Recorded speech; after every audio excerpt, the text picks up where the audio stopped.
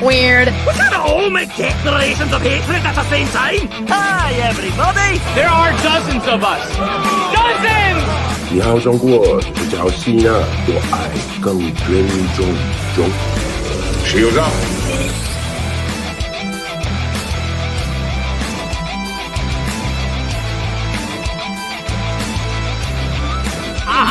Alton, help me up onto his casket so I can dance on it.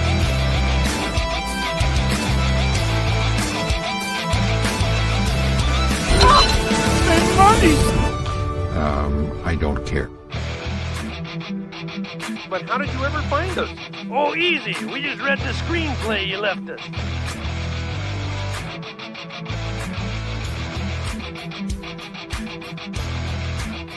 Glom, glom, glom, glom, glom.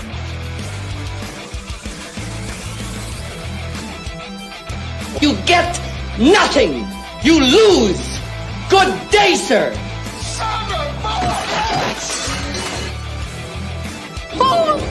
I'll help you. Everything is sexist. Everything is racist. Everything is homophobic. And you have to point it all out. Just when I thought I was out, they pulled me back in. Huh? Zappuccino. Oh, hi. We're all here. Roll in all here, right, right? it is Thursday down in. I didn't want to waste any time. Oh, good thing I wasn't like, we're all about business here. That's why we're getting right to it. No frills. First story, let's go. Actually, you know what? Totally Let's do that. Let's jump right off because I do have a couple other tiny surprises. I'm waiting for the other members of the team. But let's kick things off with a bang. I like surprises. hi, everybody. So this week we had a momentous moment in historic history where Jeff Bezos sent his girlfriend, Katy Perry, Gail King, someone else, and another person who may have been an astronaut into space for 10 minutes. And it was the most earth-shattering, greatest thing ever in the history of all things to ever happen to anybody who may address themselves as a her. What I found most shocking was that apparently we all now know what a woman is. That means the world is healing, and it's healing via space travel. So Katy Perry greeted us with some very wonderful, wonderful words of wisdom. Hold on, let me get to it because it's all messy here. Let's see if StreamYard wants to agree. All right. That we modeled and replicate that and understand that we weren't just taking up space, we were making space for the future. And for me, like Gail said, this wasn't a ride, it wasn't a destination, it was a journey, and it was a supernatural one. Oh. And my journey has always been about love and belonging. And I think that we have all felt that sometimes we weren't worthy or we didn't belong in certain ways, no matter all the accolades, no matter all the studying, no matter anything. And I think today we all said it, like, we belong here. Mm-hmm. This is where we belong, and we feel very sure of that. Okay, so I think that you'll never know the amount of love that you have inside of you to give and to receive until the day you launch. Oh my God, you just went into space all for the 3 love minutes. behind, and you're surrendering, and you're hoping that you get another chance to love them again. And so when you come back down, you're like, oh, I get another chance, and I'm gonna do it. Oh my God, now I'm crying. Okay. Okay. Remember, kids, win the chromosome lottery. So, apparently, they visited the Care Bear lookout while they were up there, and it filled them all with love. And yeah, so did anybody see what the rocket looked like? Actually, before we do this, let's add another member to the panel. Hey, guys. Lord, How y'all doing? Aw. How you doing, better man? with you here. Yeah. I appreciate it. I'm probably going to be a little bit quiet and off camera tonight. I'm feeling very unwell, so I may just kind of hang out in the background and be a little quiet. But I didn't want to leave you guys hanging, so here I am. Aw. I appreciate Whatever's it. Is it because easiest I for opened you, up with man. Katy Perry? What's that? Sorry. Is it because I opened up with Katy Perry? I apologize. It certainly didn't help. Oh, Whatever's easiest for you, man. It's just an honor to have you here. I didn't expect you to be here, so this is just Yeah, this is a good anyway. super treat. So hold on. So we'll get back to herstory for a second, but Herstory. I don't know if anybody has seen the Blue Horizons rocket that sent them into space, because it does look like something that one of these women may have at some point in time taken a ride on. Quite the dark horse right there. I am very aware. Don't bring the George Harrison song into it, Nolan. Okay, it made her roar. What can I say? Let's take a look at the this homage to the Little Mermaid box art. That looks like a good time on last Friday night. That's right. Oh my god. That's yeah. It looks like someone really took the time to try to blast off before going into space. Team Rocket's blasting off again. Head on. Apply directly to the forehead. Head on. Apply directly to the forehead. Head on. Apply directly to the forehead. So because I'm a child, it immediately made me think of this. Hold on, let me just get to it. I lack Marv's ability to have 4,000 things docked up in the docked up and ready to go. Before you leave this article, I have to say something about that picture. I legit thought with the shadows that said Blue Oregon. I'm like, wait, what? And I'm like, oh. We are really trying to drive it home, huh, Jeff? A little hint to the missus, maybe. Girl power. We're gonna stop sharing the screen momentarily so that we can go have fun with this. Well, I did hear something about them using a telescope and discovering another planet they might be able to have atmosphere on in human life. So I'm like, hey, can I be first in line to get out of this place, please? I didn't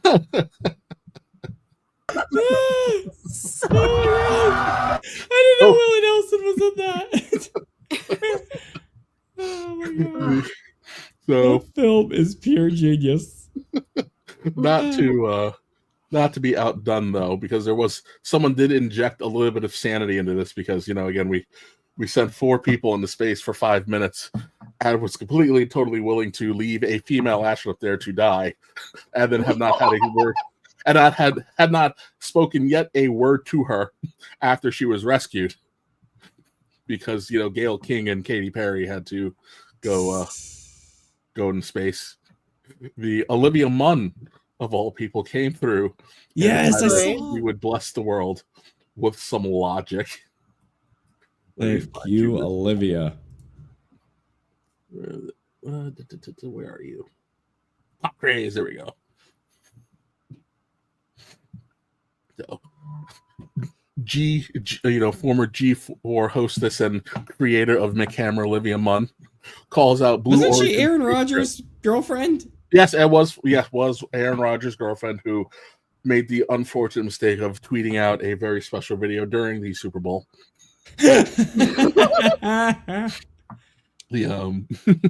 What's the point? Is it historic that you guys are going on a ride? I think it's a bit gluttonous. Space exploration was to further our knowledge and to help mankind.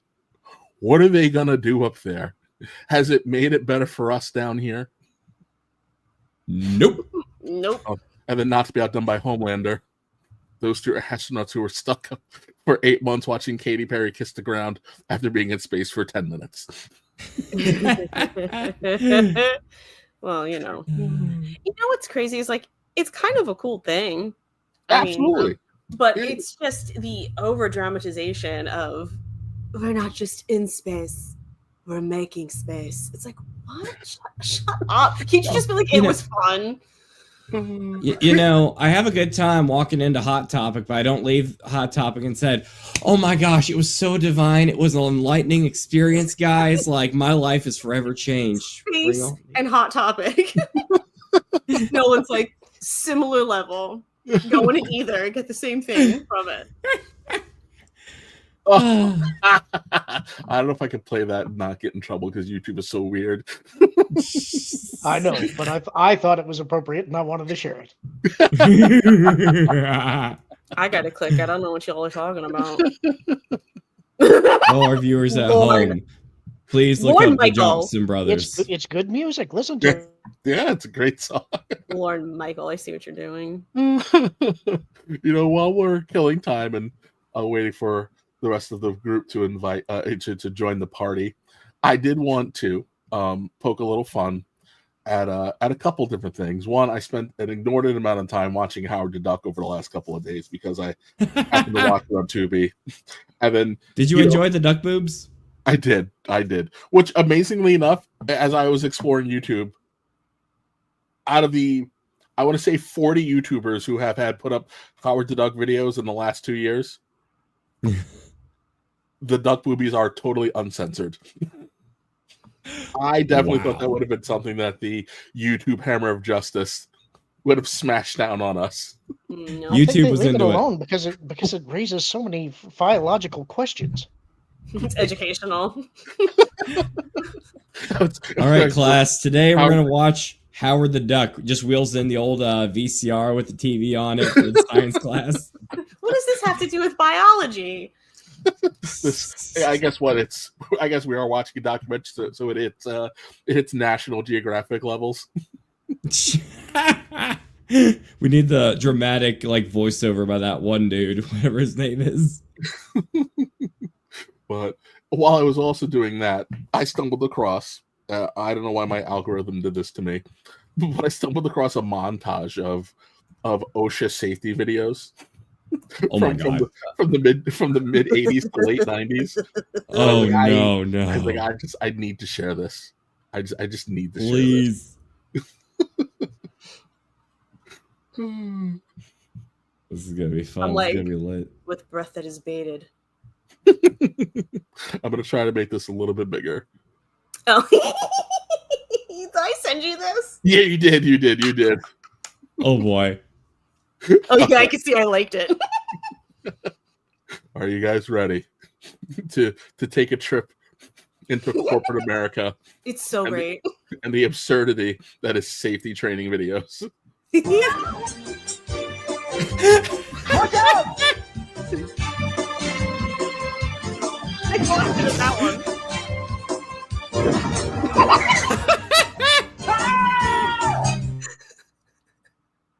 Oh my god! This is what I wish real life was. Don't we all learn? Don't my we God. all? Life would be so much more exciting.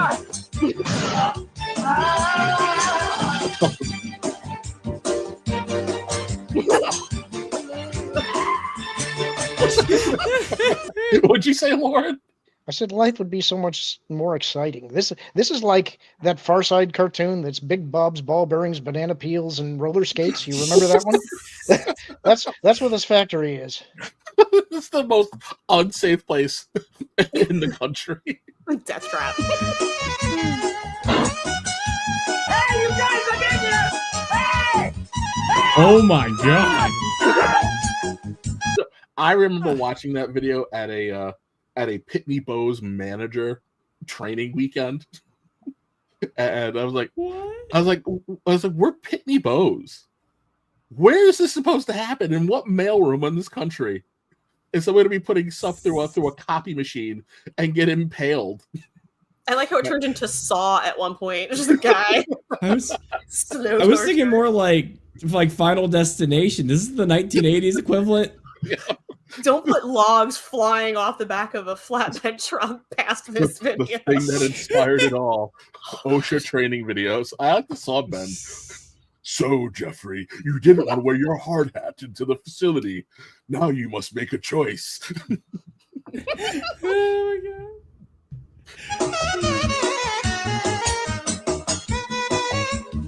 What?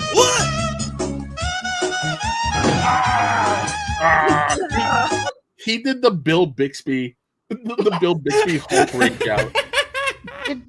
Did that lady cut her hand on a cereal box? Yes. Is that what that was? Cut it. Well, somehow her mind cutter flew into the air and then cut her like a shuriken. Was that what happened? Yeah. Yeah, I had to watch it a couple of times because it looks like she just slips on nothing. It really does. Got the world's most severe paper cut.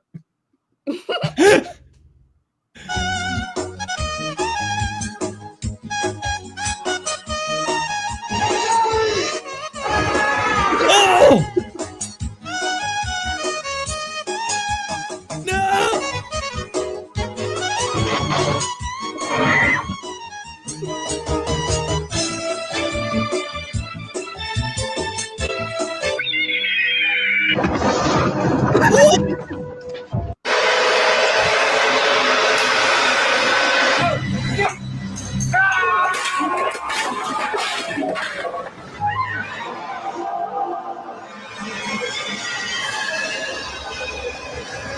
This one was my favorite.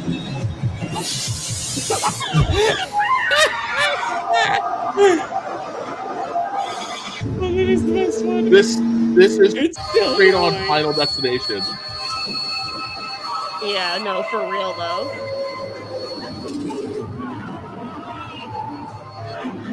That guy was making the most of his gig.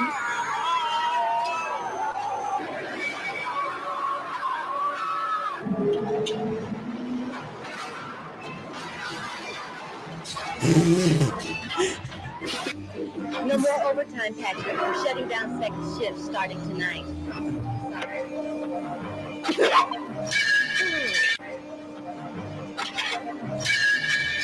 I'm gonna sabotage everything.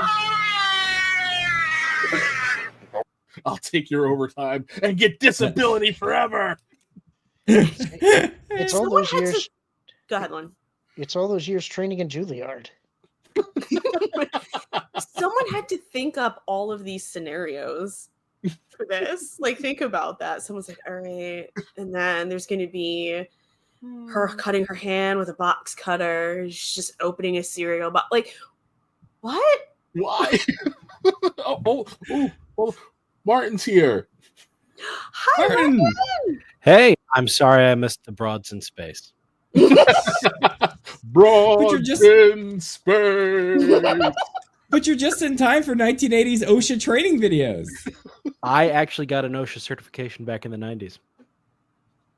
Did you have to watch these videos?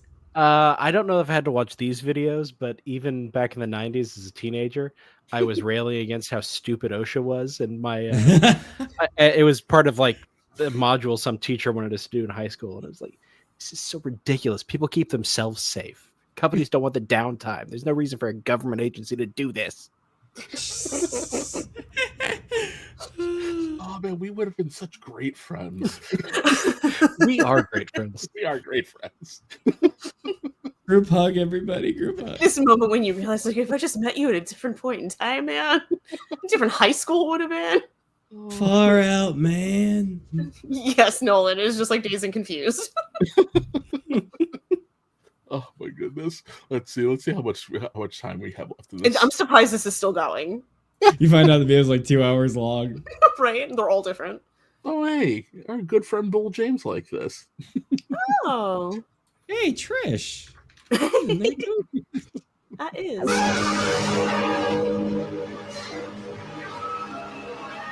At least he wore his proper eye protection. Oh. Yeah, now we're getting the trauma film ridiculous right now. This looks like the beginning of a Godzilla movie, for crying out loud.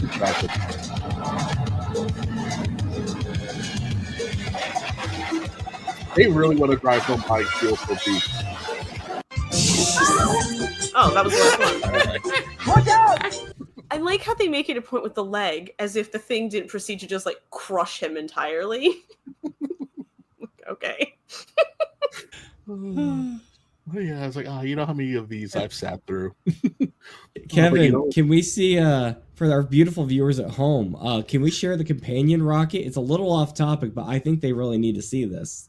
It's in the back chat. Okay, absolutely.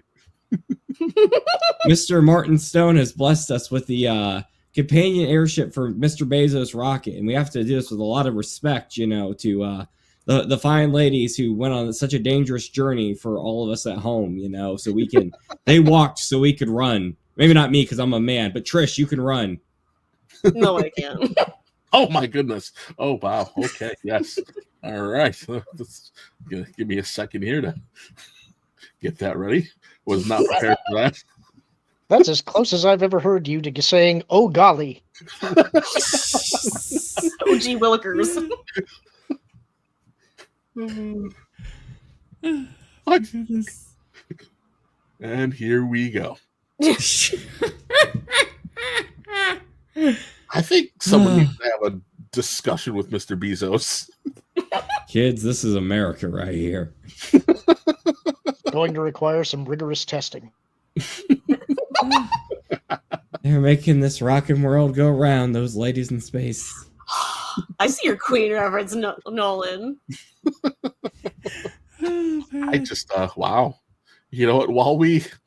While we take this in, let's go to some super chats. I think that's a great idea. All right. No, do you mind? One of them been in the comments saying that we've lost his monetization and we're all kicked off the show forever. Well, so Marvin and I once had a discussion about how, for some reason, the YouTube entities see fit to demonetize the show every single time. So we live and die by the generosity of our fans here. So the only way Marv gets paid is through your wonderful super chats, because it doesn't matter what we do. For some reason, within 15 minutes of having fun, the show is immediately demonetized. It's probably Lauren bringing up his butt exits. Probably that. I forgot about that. Lauren Connor How can classic. How can you with that beautiful picture right there? So where exactly are they entering? or is this an exit only spot? I think they In call other words, Regina Sharp for $50. You do have to read them, Nolan. Oh, okay. All right. Oh, well, first off, Regina, thank you so much for the 50. Sorry, we forgot to pause for that, but we'll remember next time. I shall leave you as you left me money, alone for all eternity in the center of a dead financial market with nothing but bonds. And Kevin, that's I'm you. looking for it. We're gonna have a series about putting everything in alphabetical order. They're not. Oh, God, yeah, that would be how I would need it to be. In Is this, this the same one? No, this is the same. I team. arranged Hold on. everything in alphabetical order. this is why I like. I see. Oh, it was no one's fault. Oh, okay. I'm sorry. Well then, problem solved. Olsen, help me up onto his casket so I can dance on it. He's just gonna Not get that one. We need the glove gold. Okay, if you want to be a winner, just follow these 3 rules. I'm already a winner. Nobody tells Flint on Glum Gold what to do. You're fired. Just get all the Glom Gold. Oh, Regina's. Here we go. I got it. Hey, for $50, you deserve all the Glom Gold. Yeah, really. Glum Gold, Glum Gold, Glum Gold, Glum Gold. All right, and she did for $50, so we'll do it 2 times in a row. Glum Gold, Glum Gold, Glum Gold, Glum Gold. And that quote comes from DuckTales 2, The Wrath of Glom Gold. See Kirk yelling, Glom Gold. Virginia, thank you so much. You are amazing and we love you. Thank you, Senpai. Anyways, Chef Eddie for $5. I bet the Thunderbolts movie used the song Thunderstruck. It is so tired and overused. What kind of hack would? Oh, hi, Nolan. In All no right, one's well. defense, he did No not pick one's fault. that He didn't song. pick it. Also, come on, the classics never die, Chef Eddie. And And it was in Iron Man 2, bro. Hear me out. And I'm wearing a Metallica shirt, so don't get on me about AC/DC problems right now.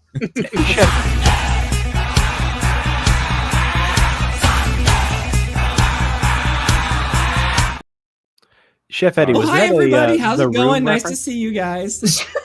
What'd you say, Martin? I was saying, Chef Eddie, was that a The Room reference? Should that have been read as, "Oh hi, Nolan"? Oh hi, Nolan. I did not. I was just gonna say that. I did not. You are tearing me apart, Chef Eddie. Oh my goodness. Oh my god. Bring on the next one, Kevin. All right. John Williams for $4.99. Monday member stream not working. Tuesday stream is no longer available. And the screen is thumbnail from last stream. This is all Nolan's fault. Mm-hmm. It's all you, Nolan. All you, bud. Kevin, it's your cue. I'm getting there. I don't know how he does this so fast. Oh, I see. Oh, it was no one's fault. Oh, okay. I'm sorry. Well then, problem solved. All right, Marvin, next week, if you're listening on playback, we're going to need color coordinated, alphabetical, and be able to recite it in song at ease. All right, that's all I ask of you. Make it easy for us to find these clips. John Williams. All right, John Williams for $1.99. Katy Perry is responsible for bringing an end to a nun. Oh, I don't know Am I that. the only that one who lore. knows that? Oh no, my wife and I were just talking about that. Oh my! Katy Perry has a very bad track record with people she tries to essentially undercut for their real estate, and one of them was a convent. So, yeah. Oh no. Regina Sharp. Regina Sharp for $5. They rode it up and right back down. World's most expensive elevator drop ride. Well said. Well said. It's quite the power tower. Power Tower. Midwest joke, yeah. All right. All be booty bees and bacon with big BBs for $2. The greatest avatar images on the planet. I think new is Fantastic Four is okay. I have not seen the trailer. Have you guys? Yeah, There's a new one. Who is the avatar this time? Who's the little picture this time? It's clearly a wrestler. Oh, but I don't it's know. Rhea Ripley. Okay. Wasn't she in the news today about going back to WWE or something like that? Oh, hold on. Okay. I can't look at this anymore. Yeah, honestly. He's too distracted. Kevin, super chats down there. Liquid Fox for $20 in Canadian money. So shout out to A Hangry Table. Aww. As I said Tuesday, even though Marv is cruising, I'm here to support you guys because I like you guys too, especially Nolan. Wow. Blaming you for everything is wrong. Mostly because it's probably Dis's fault. That evil, evil man. Yeah, he's right. It's all Dis's fault. That's right. I'll take that clip. Oh, I see. Oh, it was no one's fault. Oh, okay. I'm sorry. Well then, problem solved. That one. Kevin, he said Dis, not me. We don't have a Dis video. Give it time. He'll earn his way to one. Let's get into the comments. Well, thank you, have any Liquid more Fox. super chat? I don't know. I can't see. Otherwise, I would help. It's okay. Regina Sharp for $5. Man, we bankrolling Marvin tonight. Nice. Okay. I made an OSHA training video in the Navy that was nothing but scenes from movies. Even managed to use Indy for a flight line safety portion. Nice. Ooh, Lauren. It's his I really appreciate wheelhouse. that. I'm sure it was one of two scenes. It was either Willie asking him if he can fly the plane and him turning to her and saying, "No, can you?" Or it may have been a video that he filmed with why can't I think of his name? The Margaritaville guy, Jimmy Buffett.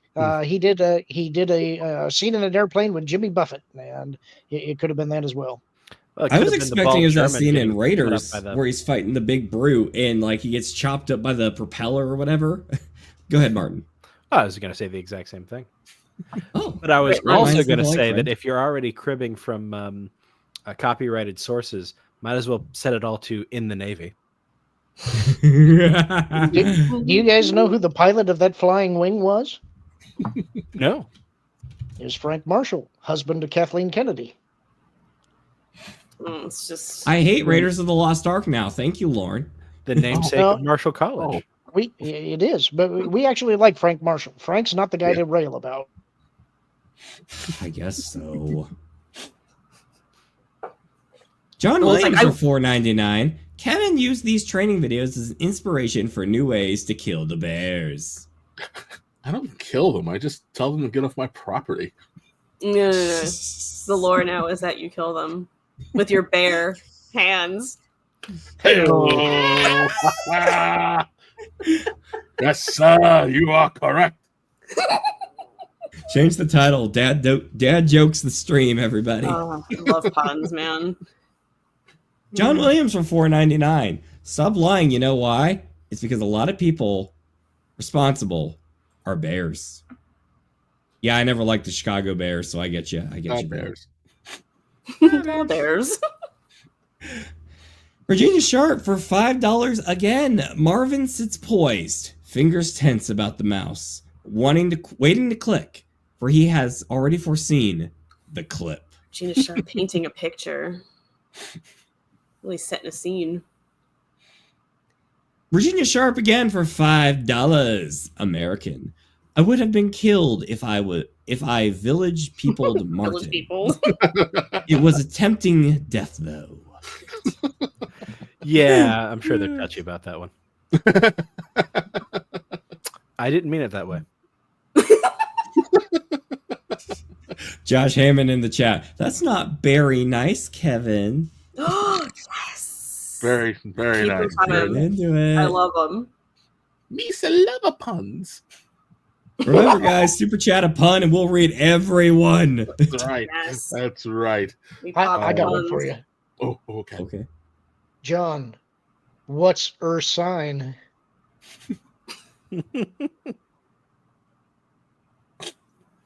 What's this? Nolan's face. Ursus It is a It Greek makes word me for so bear. happy that Nolan's the only one who didn't get it. Like Ursa Major and Ursa Minor, the bears and constellations. Oh, wow. I should have been the only one who got that. Dang. Okay. Wow. I failed. It's okay, Nolan. All right, yeah, it's my fault on that one. I'll take it. It's all right. So I guess we should jump into an actual story. Yeah. Not whatever this has been. OSHA being sued because of grim, dark. Okay. Share the screen. You know, we probably spent more time lolling about the OSHA video than the main headline of Katy Perry in space. They were actually up there. No, seriously though, weren't they only up there like 10 minutes? Yes. Yes, 10 minutes. Still 10 minutes cooler than I did, so. I'll let you guys drive this one because I don't, my Harry Potter knowledge is limited to Okay. my boy. I guess by you guys that means Trish can drive it. Okay. Well, Hey, I take offense because, I have a decent knowledge of Harry Potter puppet pals. Okay. anybody can feel free to chime in.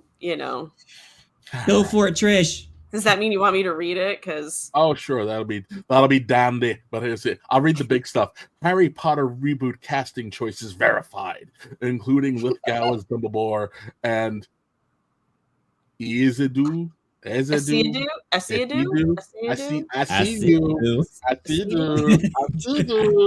As Snape, igniting online reaction. No, but seriously, does someone know how to say that? Does someone know how to say his name? I actually legitimately am someone who really cares about saying people's names, right? I think you're right. It's Papa Isidore. Isidore? Speaking of I'm names, going this on that article's thing by right, our guys. good friend WDW Pro, so please check him out on his YouTube channel. He's so Dylan, would cool. you like to read it? You can read it. Oh, me? No, I was just saying, make sure we bring up the stuff here. I could read it if you want, but I feel like you'd be a better fit. Yeah, I mean, I think we can kind of. I mean, we riff get on this without having to we get punch the the whole article. idea, Like, you I'm just gonna know. scroll through. I think it's nothing we haven't talked. I think it's just kind of confirming some things that we already kind of knew. Like Rowling was kind of gonna be the one who's signing off on this stuff anyway, Which is just Yeah. logic, honestly.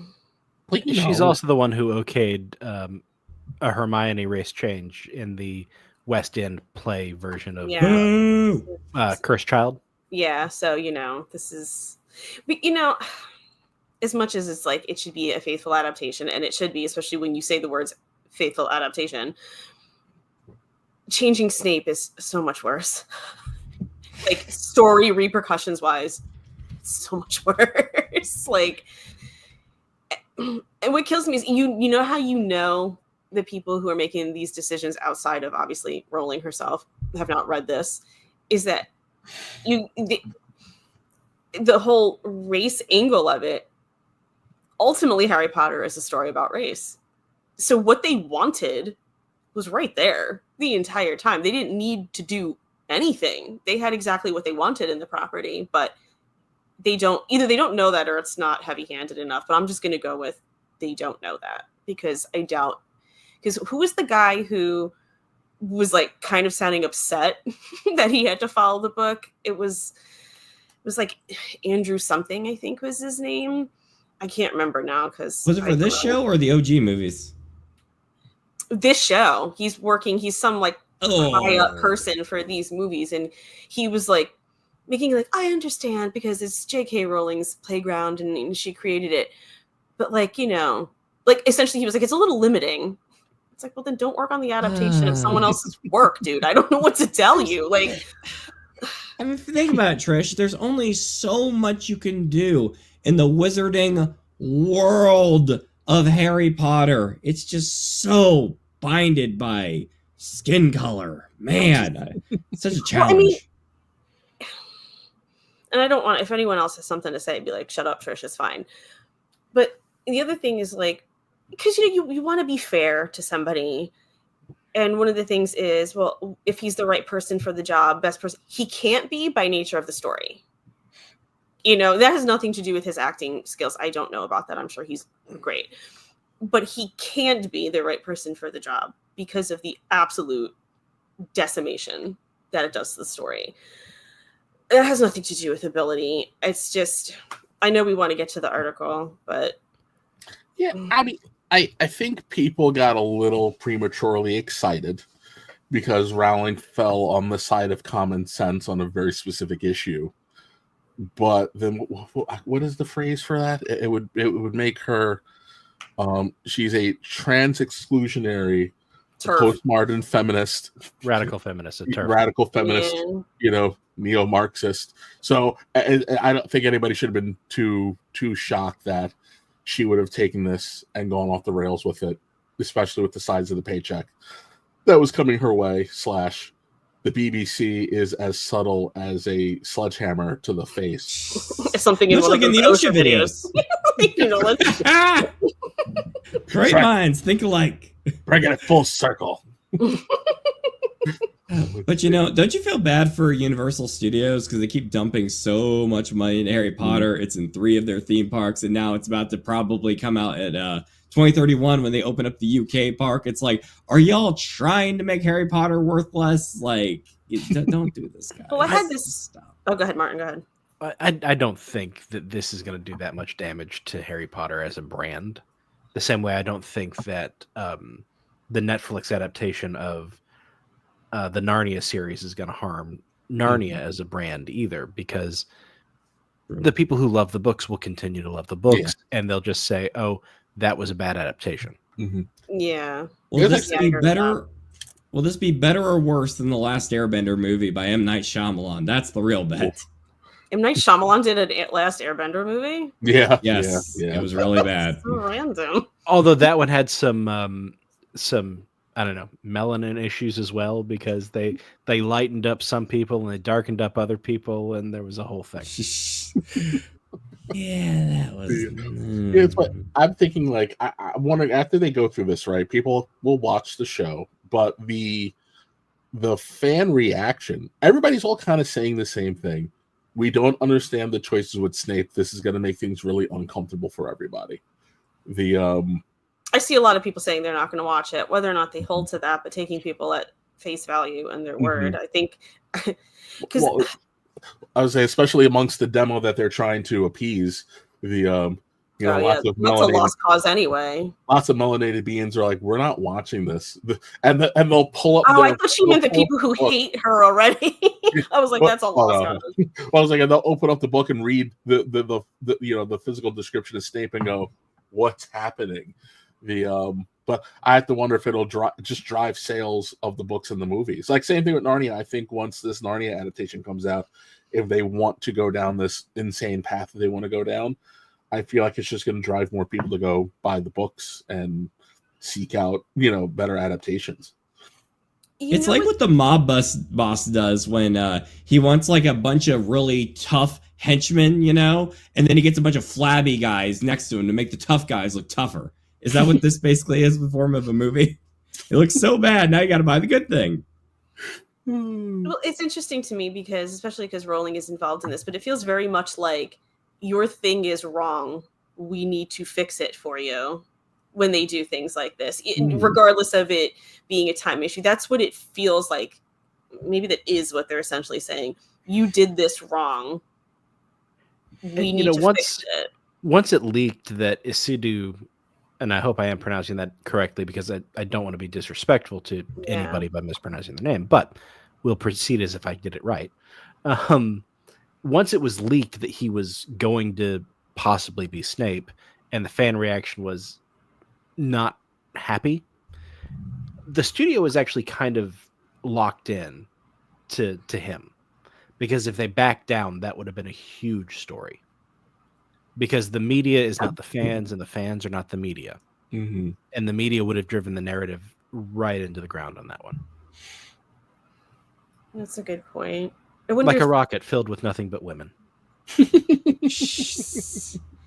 I'm sensing the recurring joke for this stream. I mean, again, I don't want to, because we have the article here, so I don't want to go like stomping. But I mean, did you want me to read any of it? Let's just read this little block here, because a lot of it's we've already kind of touched on it. Well, actually, the second paragraph was, I think, some of the new stuff, but I'll just start at the top. So Nick Frost, known for his work in Shaun of the Dead and Hot Fuzz, will take on the role of Rubius Hagrid. Frost's casting brings a new dynamic to the beloved half-giant gamekeeper.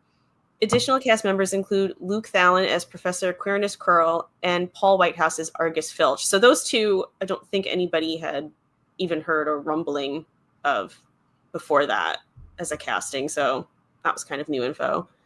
Thalen, a rising star in British theater, recently portrayed Hamlet for the Royal Shakespeare Company, while Whitehouse is a 5-time BAFTA winner known for his work in British comedy. I think, if I may, he was also in the movie series, if I remember what I heard right, as Sir Cadogan, which is a small part, but I think it's kind of a little interesting that someone who is something in the movies is now something else in this, I mean, because it's a smaller character the first time. It's not like if you took, I don't know, Daniel Radcliffe and made him Dumbledore or something, but Mm-hmm. I think on that level, cool, it's kind though. of fun. It's always really cool though when you have like background actors who end up going to having like a big role later on in the series and stuff. That happens more than what you think it would. What I love about British television is I like to watch period pieces a lot, and there are people that you just see who are just excellent at doing it, but you wind up seeing them in all sorts of different things, and it sort of reminds me of that. Like he's in a little pocket of acting, because comedy, it's not like doing period pieces, comedy. So Harry Potter, I feel like it can kind of live in the same space, and so it's just, I don't know, that always tickles me when I see that happen. Like James Frayne being the bad guy in like everything that he does on British period pieces. But anyway, the series is helmed by showrunner Francesca, I'm going to say Gardner, His Dark Materials, and director Mark Mylod, Succession, both serving as executive producers. None of those are the names of the people I was talking about before. J.K. Rowling also returns as an executive producer alongside Neil Blair, Ruth Kenley Letts, and David Heyman, the latter having produced the original film series. Okay.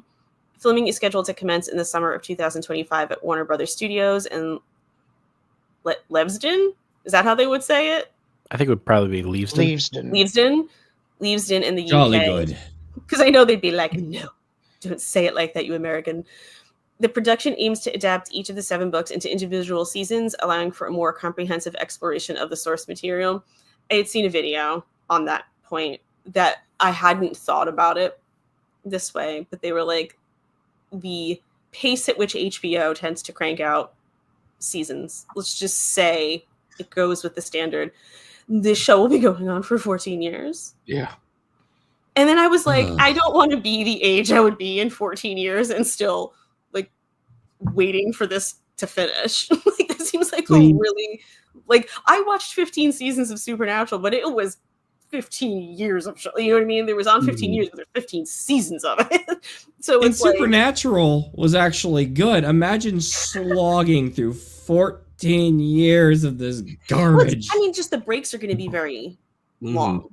Like that's the thing is the breaks are going to be very long for it. Do you think that because there's so much content in these books that the standard, the new HBO format won't really work? Like they would probably have to go a little bit longer. Maybe if you wanted to get to the point. Well, especially the larger books. Order of the Phoenix is 800 pages. I mean, think about that. What length of a season is that going to be? They're going to chop it up? And then in which case, if they chop it up, how long does that take? Rowling has so much description, though, that you could do a faithful adaptation of that book in a season of TV and just visually tell the story instead of taking the time that it takes to read her lengthy descriptions. You just see a quick shot. Yeah, that's true. How long was the description she had for Snape? Because clearly someone on the set didn't get the memo. Which one? Because this isn't even just he was described once. He was described multiple times. It's a very big part of the character. So, guys, this is why you put on your reading glasses, because someone on this staff sucks. An open casting call for the roles of Harry Potter, Hermione Granger, and Ron Weasley was held in late 2024 with over 30,000 submissions, from children across the UK and Ireland. Casting decisions for these iconic roles have yet to be announced. So those are going to be some of the hardest ones, regardless, because also if it takes that long, those kids are going to they could age faster than they're supposed to for the story, depending on the timing of it. That's something they have to be very careful of, too. It's not just John Lithgow not being a kid anymore. It's like those kids are going to quickly speed through growing up.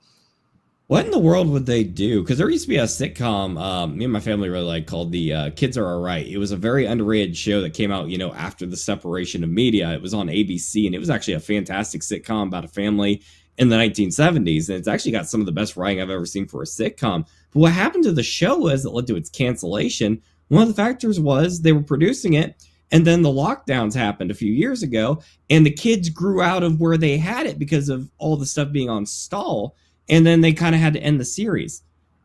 They're playing with some fire here, if they want to do a very long show, it's like, you never know what the future holds, and if they stall too long on any of these stories, like, what happens if they miss the boat? Do they skip a book? I mean, I guess you could make the same argument for the original movies, but I don't know. It's the first time they've ever done a Harry Potter show, so might have been nice to make it animated. I mean, do you know what they did with How I Met Your Mother, which I thought was very interesting, was they filmed all of the young kid scenes at one big time.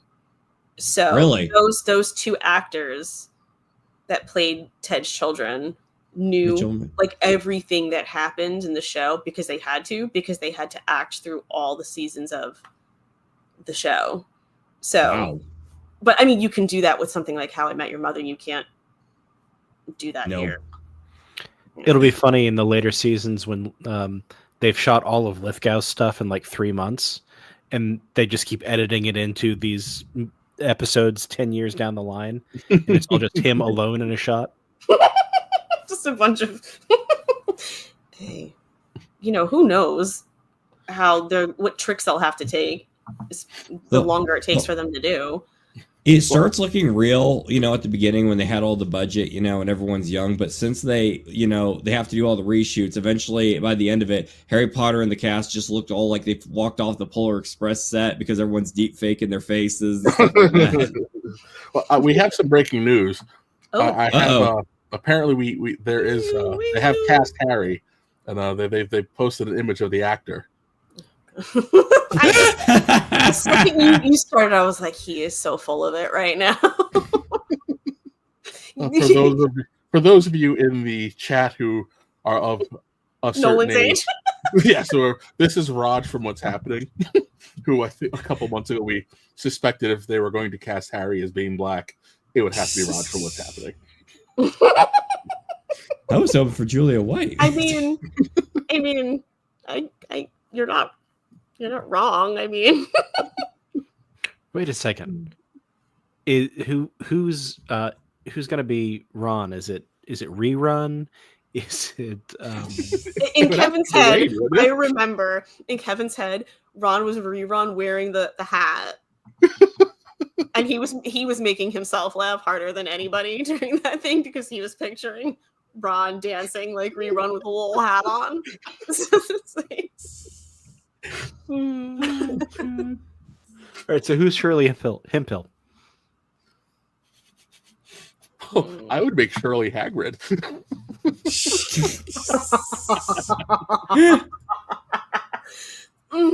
No. We'll just gender swap Dudley.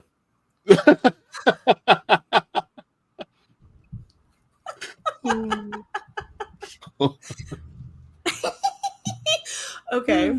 Woo. I can just see him in front of Hogwarts right now doing that pose. What, Harry? Did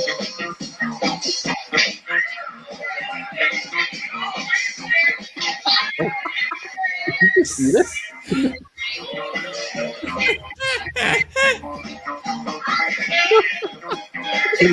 Hermione? Yes, I think by default Dwayne is Hermione.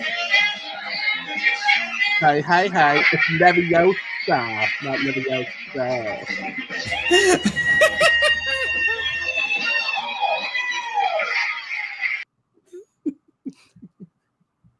It's gonna be a great show, everybody. It's gonna be a great show. Just really wanted to watch Rerun dancing. I wanted to see Rerun dance. Could understand where the man thinks. Marv is screaming Mendoza wherever he is right now, watching this show. Listen, it's a certain brand of chaotic charm right now, I'd like to think. All right, we got to America. I think we've beaten that to death.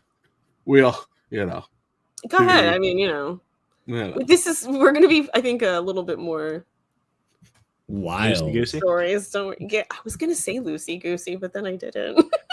We do have some super chats related to the Harry Potter discussion. Ooh, so that would be perfect timing. Let's go back here. Let me just line them up. Would you like to read these ones, Martin? Yeah, sure.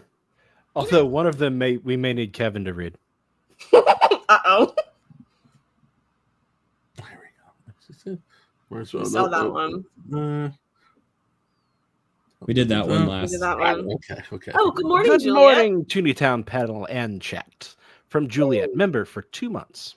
Well, hello, Juliet, and thank you very much. Top of the morning to you. Little babies. Little babies. Liquid Fox for $2 Canadian. I find puns punishing and very pun funny. Do you? Do you, Liquid Fox? Chef Eddie for $2. Has anyone on this panel seen Highlander recently? In fact, I have. Went back and watched it the other day. Threw in some of the Highlander cartoon show as well. Maybe we'll talk about that a bit next week. Every time. So somewhere Dr. John is like feeling a sense in the force. He's like, Highlander. John Williams for $4.99. I'm not going to watch it, but I already don't like Harry Potter. So Boycotted will thank me like they did with Hogwarts. I like Hogwarts because it's like Woolworths and Hogwarts got together and made a store. Stay out of the Hogwarts. Oh.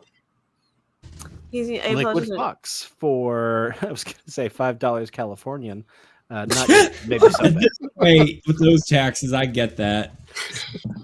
Before you read it, there reminds me of a story in high school where someone was going to Hawaii and another student turned around and said, "Hey, can you bring me back some Hawaiian currency?" And everybody was just like, "What?" Okay, go ahead. Liquid Fox for $5 Canadian. Trish, in case you didn't see it, I apologize for my L joke a few weeks back. Losing a character in a show can be sad. Code of Hero taught me that. I don't know Code of Hero, but I will give you my sympathy for whatever character you lost in Code of Hero because I know the bro code. And Kev, I'm going to have to ask you to read this one. All right. Oh, okay. Gotta read between the lines, Nolan, where it says Snape is black, blackity black, black, black. He makes Shaft with mocha. Just talking about Shaft. Damn right. It's getting a little weird. It's my witch powers. John Williams for $4.99. To be fair, the kids in HIMYM only had like 15 minutes original footage. Most of the time, it's just a still of them. I mean, that's why I said they could do it there and not with something like Harry Potter. But I just thought it was an interesting little factoid. John Williams. I know it's not about Kevin murdering a bear, but you know. We've reached the end of the super chats. Oh no! Don't worry, there'll be more because you guys love Marv, and Marv loves you. And remember, guys, do it for Marvin because we love him. It's like the Simpsons do it for her. Do it for Marv. What was it? There's a hole in my heart about as deep as a well. Some girl fell in it. Now she shot halfway to hell. We're sending our love out to you all the way down. Let's see. What are we going to talk about? Oh, let's do it. The Thunderbolts. Hold on. Who? The Thunderbolts. Say like yours. Say like yours. No, Nolan. Don't be hacky. All right. Well, I heard it wasn't used enough. That's what I heard. That's what you got out of that, Nolan. Yeah. Thunderbolts now on track to perform worse than Captain America Brave New World in latest box office projections. Another story by our good friend at WDW Pro. We love you, Pro. Let's see. Marvel's next big film is on track to be the worst performing MCU since The Marvels. It could certainly be the canary in the coal mine, truly. By all available metrics, Thunderbolts is shaping up to be a full-scale alarm bell for the Walt Disney Company. The anti-hero ensemble film, originally hyped as a gritty, edgy answer to Marvel fatigue, is now on track to become one of the lowest-grossing movies in the history of the Marvel Cinematic Universe. Possibly the lowest, depending on how ticket sales shake out in the coming weeks. And with no other Marvel entries on the 2025 slate, really, what is that? Really already wobbling. Really wobbling. This could be the year the world's most successful cinematic franchise finally loses its grip on the audience. No. I mean, I'd argue that grip is probably hanging on by like that grip is in butter. They've had their hands in butter, and it's about to slip.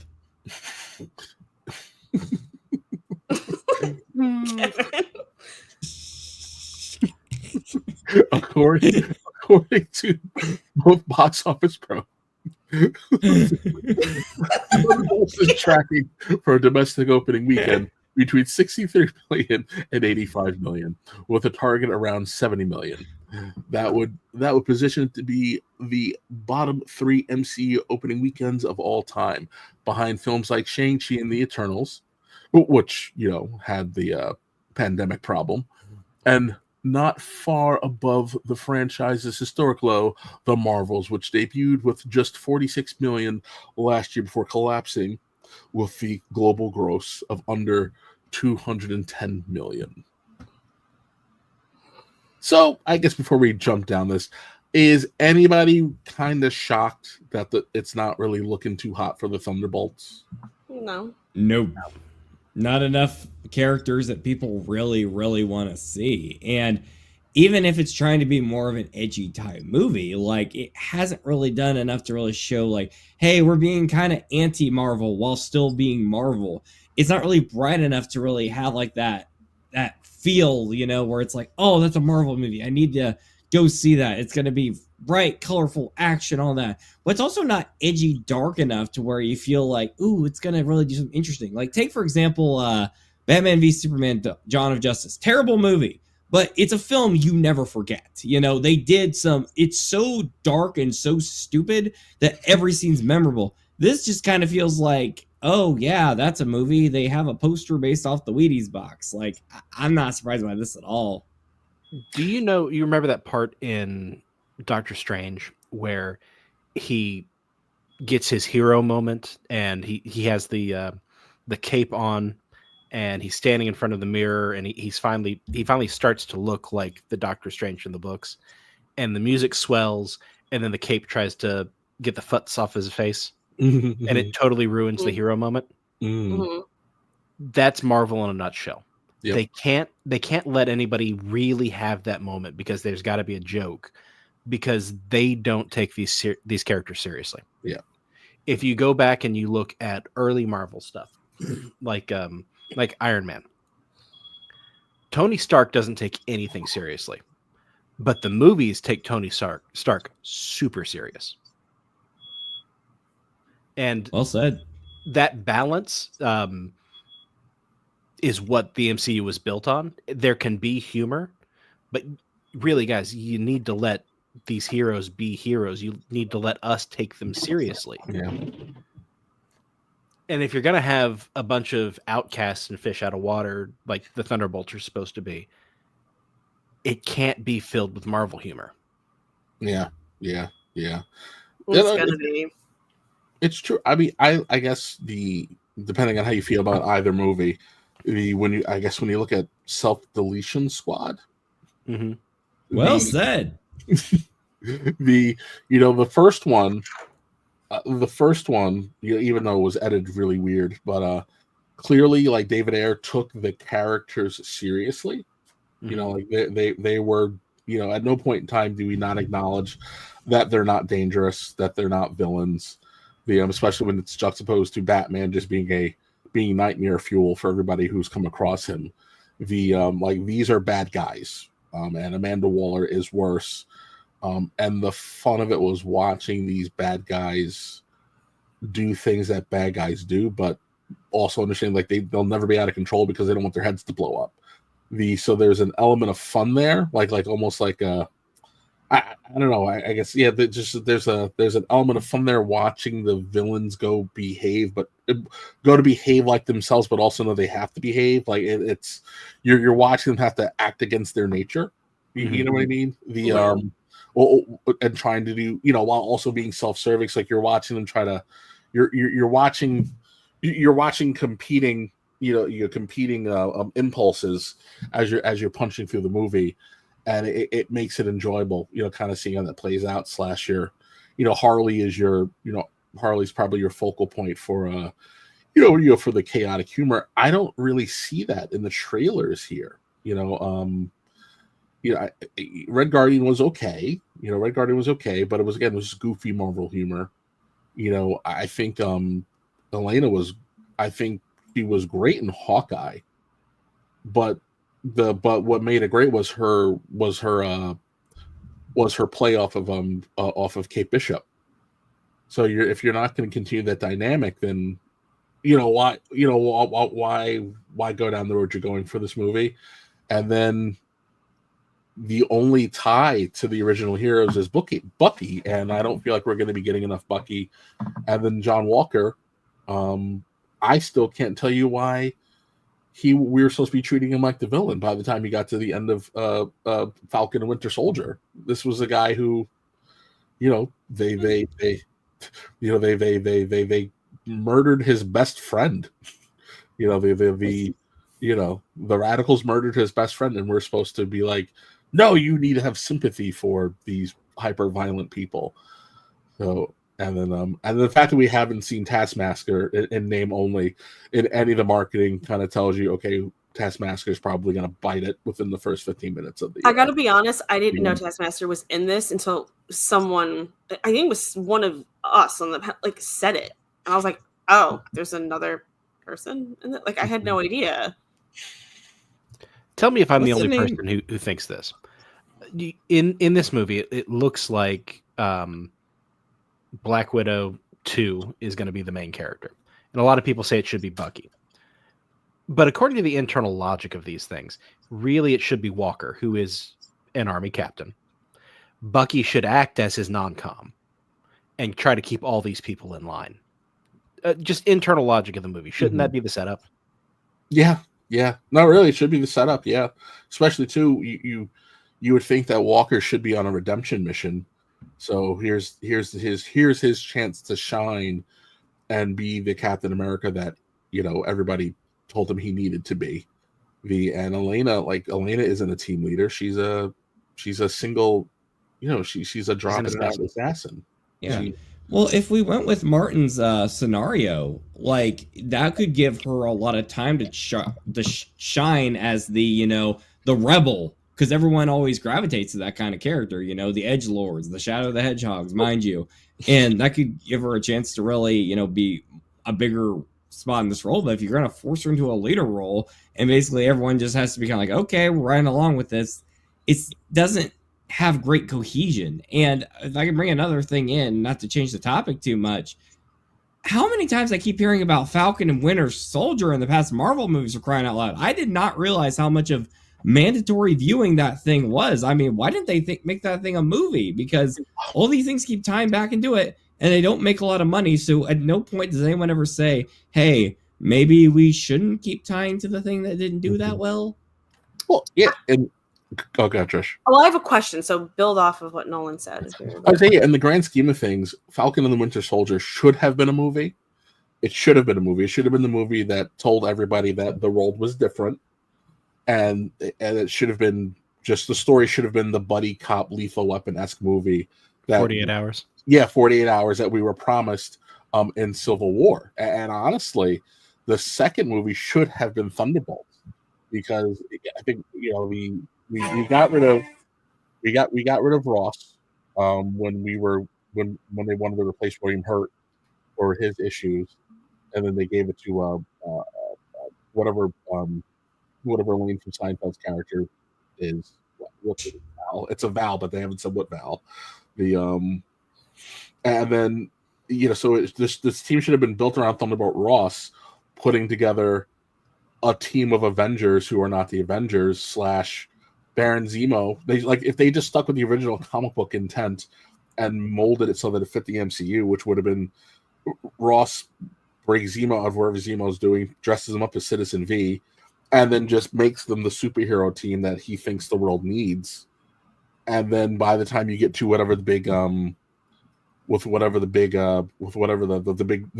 big bad of the phase is supposed to be, the team fails miserably, and then you realize that you need the real Avengers back. Instead we're like 5 movies in, and this movie took way too long to come out because they kept rewriting it on the fly, and it's filled with a bunch of C-listers and Bucky. Well, I had a question because I didn't finish the Sam and Bucky show, and I haven't watched things in a while. So if this were like 5 years ago, I would have been right on the details. But wasn't part of the point of Falcon and Winter Soldier that Bucky was like atoning, and people like he got a pass? Like, you know what I mean? Like there was a whole understanding about what he went through and what happened with him, and he was going around kind of trying to make up for stuff. And And maybe they'll explain it. Yeah, he sort of had in the gutter. parole, like mandatory appearances with a therapist and things like that. Yeah, but like the general idea is that he was already kind of on this road of people kind of understanding what happened with him, and he was already in the middle of his. I don't look at him at this point as needing any kind of, if this is what's happening, any kind of redemption, any kind of trying to prove himself. And so it's like I realize I'm a little like defensive of the character, but I'm like, why does he need to keep proving himself? Like, it's just one of those things where I'm looking at it and I'm not understanding why he's in this based on what it seems like this is to me. And I know it sounds funny because it's like, well, you wanted him in something. It's like, well, yeah, but I also kind of wanted it to be good. And make Trish, sense. they want him to be the edgelord, but they're not competent enough to pick the right character to be the edgelord. I just don't.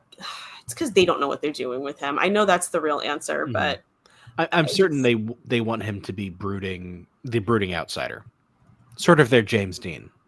Yeah, and I don't know, and I don't want him to become. I kind of like that generally he's not one of the characters that they yuck up and everything, but at the same time, I feel like because of that, they almost see him as secondary all the time, and so it's just kind of like it goes back to that humor thing.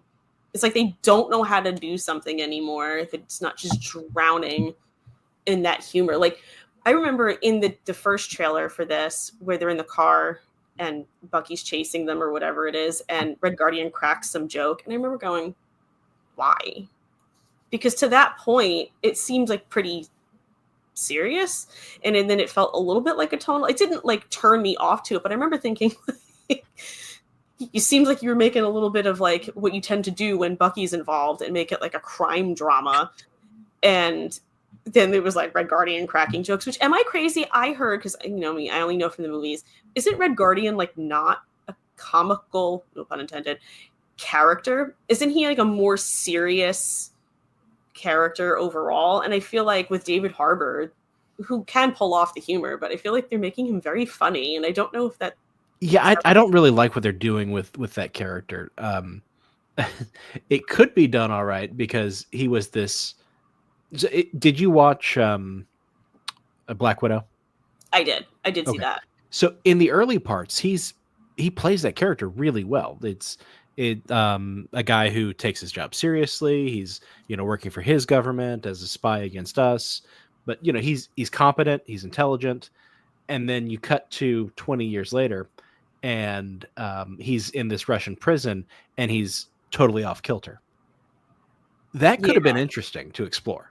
That his experiences being railroaded by his own government and being in this prison have caused some sort of break for him. That could be interesting. It could, but they're not going to do that. Yeah, that's what I was going to say. They're not going to, and I feel like, how we were saying, like, what do they need to try to kind of get things going, and really the answer is a break. I wonder if more of that would help, because we were saying it's the Marvel formula, it's the Marvel humor, but everyone looks at Winter Soldier, and I'm talking the vibe of the movie, and it's a little bit of an anomaly, I think, for the series overall, but people really look upon that one fondly, and I feel like there could be a little more of that. Mm-hmm. And I think that it's not enough of it. I don't think they've done enough of it. That I feel like out of everything they do, it could feel more fresh than what they have been doing.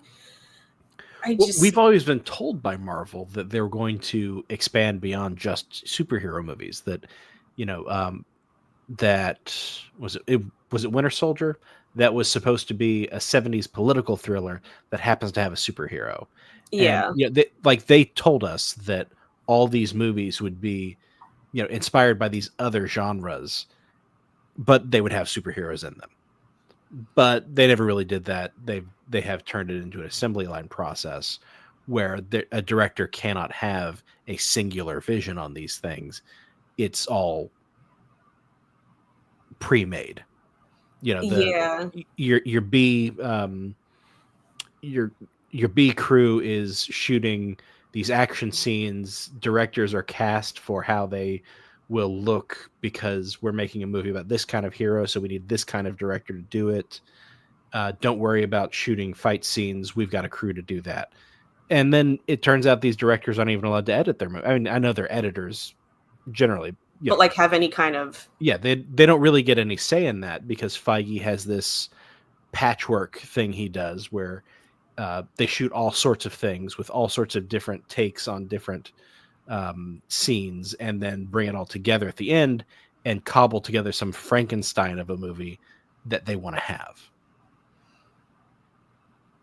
That makes sense. It does make sense, and I feel like it lends into a thought that I had with what you were saying about it, where it's kind of like the movies. Instead of how you're like, oh, it'll be putting superheroes in genres as opposed to making them in a genre, it's almost like the movies have become like a subdivision, where it's like you have X amount of styles of houses, but they all will cohesively look like they're in the same little community, instead of there being different styles, different even colors, because a lot of those tend to have, governing bodies that tell you can only use a certain color palette and this, that, and the other thing.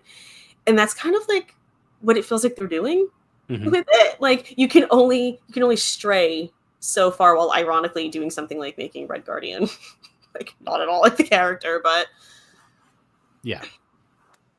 makes it very generic. But I think it wouldn't feel as generic and I think you made a really good point about the directors not like really allowed in the editing bay, essentially. It was because it's like it's such a big part of the storytelling, and obviously direction is storytelling, that they should really have more of a hand in that. The not filmmaker, but that's just logic. Yeah. Well, and this is a pretty old story in Hollywood that directors don't always keep control of their projects. And that makes sense because directors are not the only stakeholder in these things. But have you ever seen the movie How Green Was My Valley? I've heard of it, but I've never seen it. It's a classic movie about Welsh miners. But there's a priest in the story who he's the priest for the local parish, and he falls in love with one of the miner's daughters, and he wants to marry her, but she ends up choosing somebody else. And evidently, you don't see the wedding ceremony in the movie. You just see what's going on outside the church. And as the wedding party is leaving, the priest comes out of the rectory, and it's in a wide shot. You see him silhouetted in the back next to a tree, and he's just watching this proceeding. And the director was asked by the cinematographer, okay, you want us to break down a setup for a close-up shot of him? And the director goes, no. If we shoot that, they might end up using it. Yeah. So that was his vision for it at all. Yeah. He just wanted the wide angle shot to convey how he's heartbroken. Marvel won't let a director do that sort of thing. And it's funny. I fell down a rabbit hole.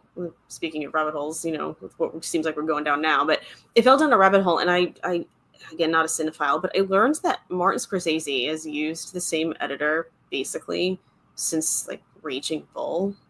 It's been, and she's very, I think she's won like 3 Oscars for her work on his movies, if I'm remembering what I read right. Because again, I tumbled down a rabbit hole. That's more than him for his work on his movies. Yeah, like she's very decorated. She's also won like BAFTAs and all sorts of. She's again, as someone who doesn't know, but to me, I'm like, she sounds like an icon of editing. That's just how it came. Yeah, it came across like that to me. But then I thought to myself, that has to have a lot to do with him being so good and him having a vision and a feel, and because he always has. So he might not even at this point, he probably doesn't even need to be in the editing bay. She probably knows what he would like, but it becomes that tandem, and then it becomes like one person that can tell the story, even though it's 2 people. Right. But in Marvel, it's like probably 90,000 people editing it. It's not, maybe one person heading up a team of the same people or however. Yeah. Or the way goes. Spielberg keeps using that cinematographer from Cool as Ice. Was he really? Nolan knows what I'm talking about. We did that Cool as Ice episode, that the cinematographer for that movie, which is beautifully shot, I think his next movie was Schindler's List, and Yeah, I Spielberg remember us keeps using talking him. about Yeah. that. And he keeps using him. I love Yeah. stuff like that. Janosch something. I can't remember his last name. Because like you would hear that and be like, he's got what in his past? Don't you feel bad for him though, guys? Because I mean, you peak with Cool as Ice. I mean, you're never gonna top that. Okay, though you do have to admit that is a beautifully shot movie. Oh, Especially the part where they're in the construction scene. As Although forget why he took her the there on a Jack and date. Rose. Forget about James Cameron, Jack and Rose on the boat. No, them in the construction scene. That was pure romance. Or riding around on the bike and just like the open area. Yes. Welcome to the Cool as Ice discussion, guys. Yes. So if you guys like Cool as Ice, please check out our Lost Guys episode. Marvin can't stop my shameless plug. All right, I think we've milked this one. Nolan, did you have some Minecraft stuff you wanted to talk about? Yes, I did. So I don't know about you all. I'm going to assume not because you guys have taste. I got drugged to see the Minecraft movie this past weekend, actually. I hope you weren't too drugged. Whether it would make it better or worse, I'm not for sure, but we don't have any PSAs ready to help me make those decisions from the 1980s. So you know what? I'm going to talk about this spectacle. We came into the movie theater. It was a 4:30 Saturday showing with 3D glasses, mind you. And we were the only people in the movie theater. And it was awesome. It's like, yeah, remember those people who were shouting in the movie theater, those teenagers we were making fun of? Well, we're about to be hypocrites because we're going to be talking throughout the whole movie as well. That's definitely the only people. Yeah, so it was great. And then I accidentally spilt my popcorn on the floor, so that was kind of tragic. But, you know, we kept on, and then 2 other people showed up. And I was vibing. And it was like 20 minutes. Like the film had already started. And it's like, no offense to those people. I know they're trying to have a magical time, but I kind of hate y'all. But so we go to the movie, and I was shocked because it was just the 4 of us in that theater. And I'm like, okay, is this one going to have a dramatic drop off or something? And apparently a bunch of people went to the IMAX thing. I'm like, did they go to see Snow White? What the heck? And I can't even remember what the movie was that they were hyping up. So anyway, the movie starts, and I watched this thing called a Minecraft movie, and it was definitely a movie about Minecraft. It wasn't false advertising. No. Okay, so me and my cousin had a big discussion about this, how it was not, even as someone who played Minecraft before it was even out in beta, when you could purchase it before the game released, before it was the biggest thing this side of Texas. I don't know what Texas, this side of Sweden, that's where Minecraft came from. It was still not a movie made for us, because the beauty of Minecraft as a game is anybody and everybody can jump into it and get their own experience with it. You can go in, it's like a magical little mysterious world with like different turns at every corner. You can be super strategic with it and play as a competitive game where you play like a hardcore mode. It's like you have a group almost surviving a zombie apocalypse, and then one person dies in the game and they're out, you know, it's just done. And you have to have the rest of the team pick it up. You have people who are like the kids, you know, who kind of meme on the mods, you know, and want to make everything as dank as possible, you know, Minecraft. And then you have people like Marvin who play the game and they don't get it and they kind of don't like it. You know, there's a lot of different perspectives to have with Minecraft. And it was definitely something that was aimed at 10-year-olds, you know, who first get into the game. Because I don't know, maybe I'm an old man rocking in my Minecraft chair here.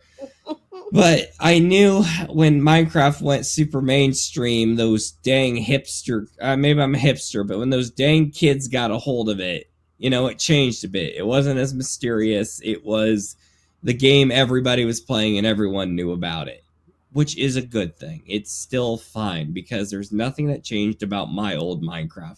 The Minecraft I remember for the most part is still there. I can still live in my little square Minecraft bubble. This was something made for kids, and the Hollywood execs made a movie about everything a casual observer or parent will think Minecraft is. It completely excludes all the deeper aspects and magical escapism of the world, and instead makes a movie that's cranking the meme level up to 10. You get Jason Momoa, you got Jack Black, you got a lot of stuff that's just there for, you know, the reactions. For those who have not seen it in the audience, you know, there's even a cutaway of like a meme shows up during the movie and all these teenagers are throwing their popcorn up in the air. There's a guy, I think they're wearing chicken masks or something like that, you know, hugging each other. I'm not going to be a guy that's raining on everybody's parade, because you know what? Kids these days need to get out more and away from these phones that are just manipulating them for the sake of algorithm and teaching adults to hate each other for stupid reasons. I like seeing kids get out and have a movie that was made for them. And I think, honestly, as a film that was made for 10-year-olds, this film exceeded. I wanted a Toy Story 3 out of this, where it's like a deeper thing and like completely animated. It wasn't that. It was a meme movie that was made by Hollywood execs that were like, how do you do, fellow kids? And honestly, I was expecting something that was... The best way I can summarize this film is the Masters of the Universe movie from the 1980s by Canon Films. It's a film that's not that true to the source material. It's not the He-Man movie we always wanted. But you know what? If you watch it when you're young, it was fun, and it got the most important things right. And there like are casting things... Tom Paris from Voyager and Rachel from Friends. Yes, Billy, absolutely. Billy Barty. And Billy Barty? No. Yeah. You can see I've never seen it. But the thing is with this movie is it's not just a big bunch of dumb. Like, the film is stupid, but it's kind of a fun ride, because the things it got right, it did kind of get right. Because, for example, there's a scene in this movie where they're all going to a storage unit, because it's a big part of the film that Jason Momoa's character has to win like an auction in order to get an Atari 2600, because gaming memes, you know, and all that. It connects to the universe and all that. Watch the movie, you'd understand more. So he's in there trying to make bids on it. And a bunch of the people in the background are not just a bunch of C-list celebrities.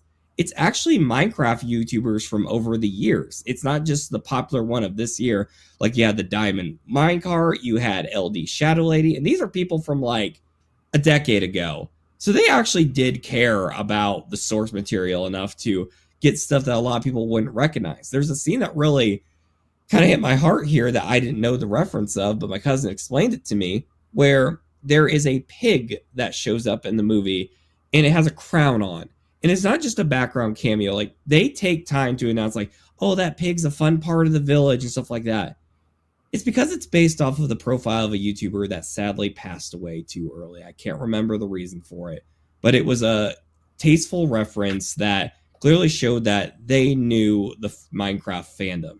And at the end of the day, this was a movie made for, more so on the young side, the Minecraft fandom. And I cannot fault it for them trying to make the kids happy, because what else were little boys going to see right now? The Snow White movie? A working man? No, they needed something to go out and have fun with their friends, you know, at an age where you have so much innocence and stuff behind you. And I got to say, the number one reason I don't hate this movie was it has a great message in it. It has a message about going into the real world after the fact and create something good. Be creative, because Minecraft, as someone who follows a lot of people who have done like videos about Minecraft, a lot of people, when they got older, you know, they got more bitter. They saw the world, you know, for all its problems, and were not able to escape into that creative land. And they kind of let the problems of society get them down to where it's like an existential crisis, you know, like Minecraft was your escape, and now it feels like you can never get back to that. The film actually makes a response to it that even adults can learn from, is when you're growing up, don't just let the problems and the wars of all that in the world get you down. Go out there, be creative, and make a world that people are actually excited to wake up into. It's something, the message they're teaching to like 10-year-olds right now. And I cannot fault a movie for a message as great as this. Is it a movie everybody's going to like? Heck no. It's a stupid movie. And I think a good chunk of people in the audience of the panel aren't going to enjoy it. I was able to go along for the ride of how dumb it was and be happy I went to see it with someone close to me. But is it a good movie? No. But it's a film that is going to make a lot of people happy. And much like us with, say, the Masters of the Universe movie, it's going to be remembered with fond memories. And I can't fault a film like that. So the box office is showing. Congrats to the Minecraft team. You did a good job. I've got a quick question for the chat because obviously Kevin has had to pop out for a couple minutes and he's in the driver's seat for producing tonight. We've got a bunch of super chats. Do you want us to read those now, or do you want us to wait until Kevin is available, if he becomes available, to put them up on the screen?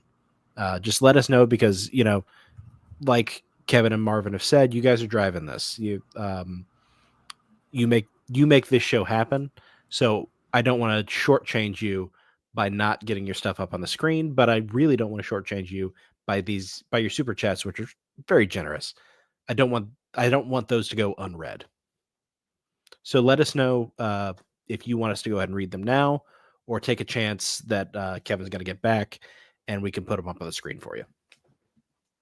Please let us know, guys. Spam the inbox. Let us know. I want it. We are the voice of the people here.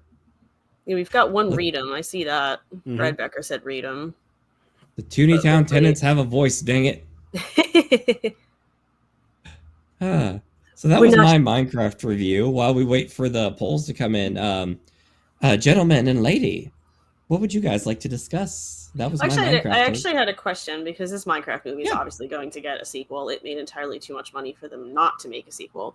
Do you think some of the stuff you thought would be in this one could be in the second one, or do you think that? Absolutely. I thought the Ender Dragon in the end were going to be in it, which is the final area and final boss of Minecraft. They didn't even go in.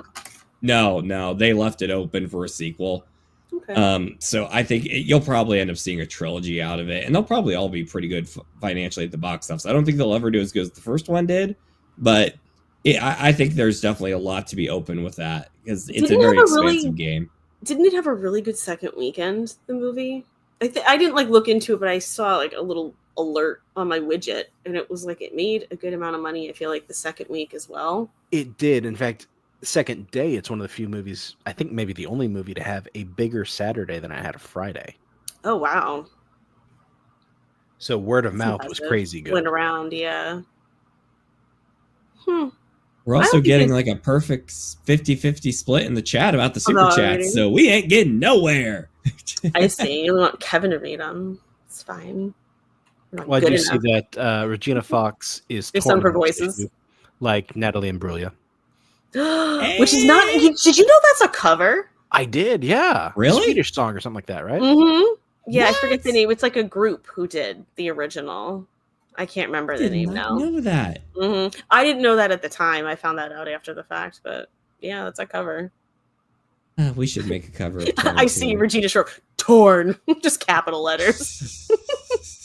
I guess the fortune teller's right. If we could put up, I know we can. If we could have put up a little poll, but our hands are a little tied. On the technical bent. All right, so let's do this. Let's give Kev a few more minutes before we dive into super chats. Okay. Nolan said something during his Minecraft, at the start, where it was just going to be him and his party. So it was just going to be you and your party in the theater, and you could have a blast. Have you ever been in a movie theater by yourself? Oh, I mean, my friend, but not me all alone.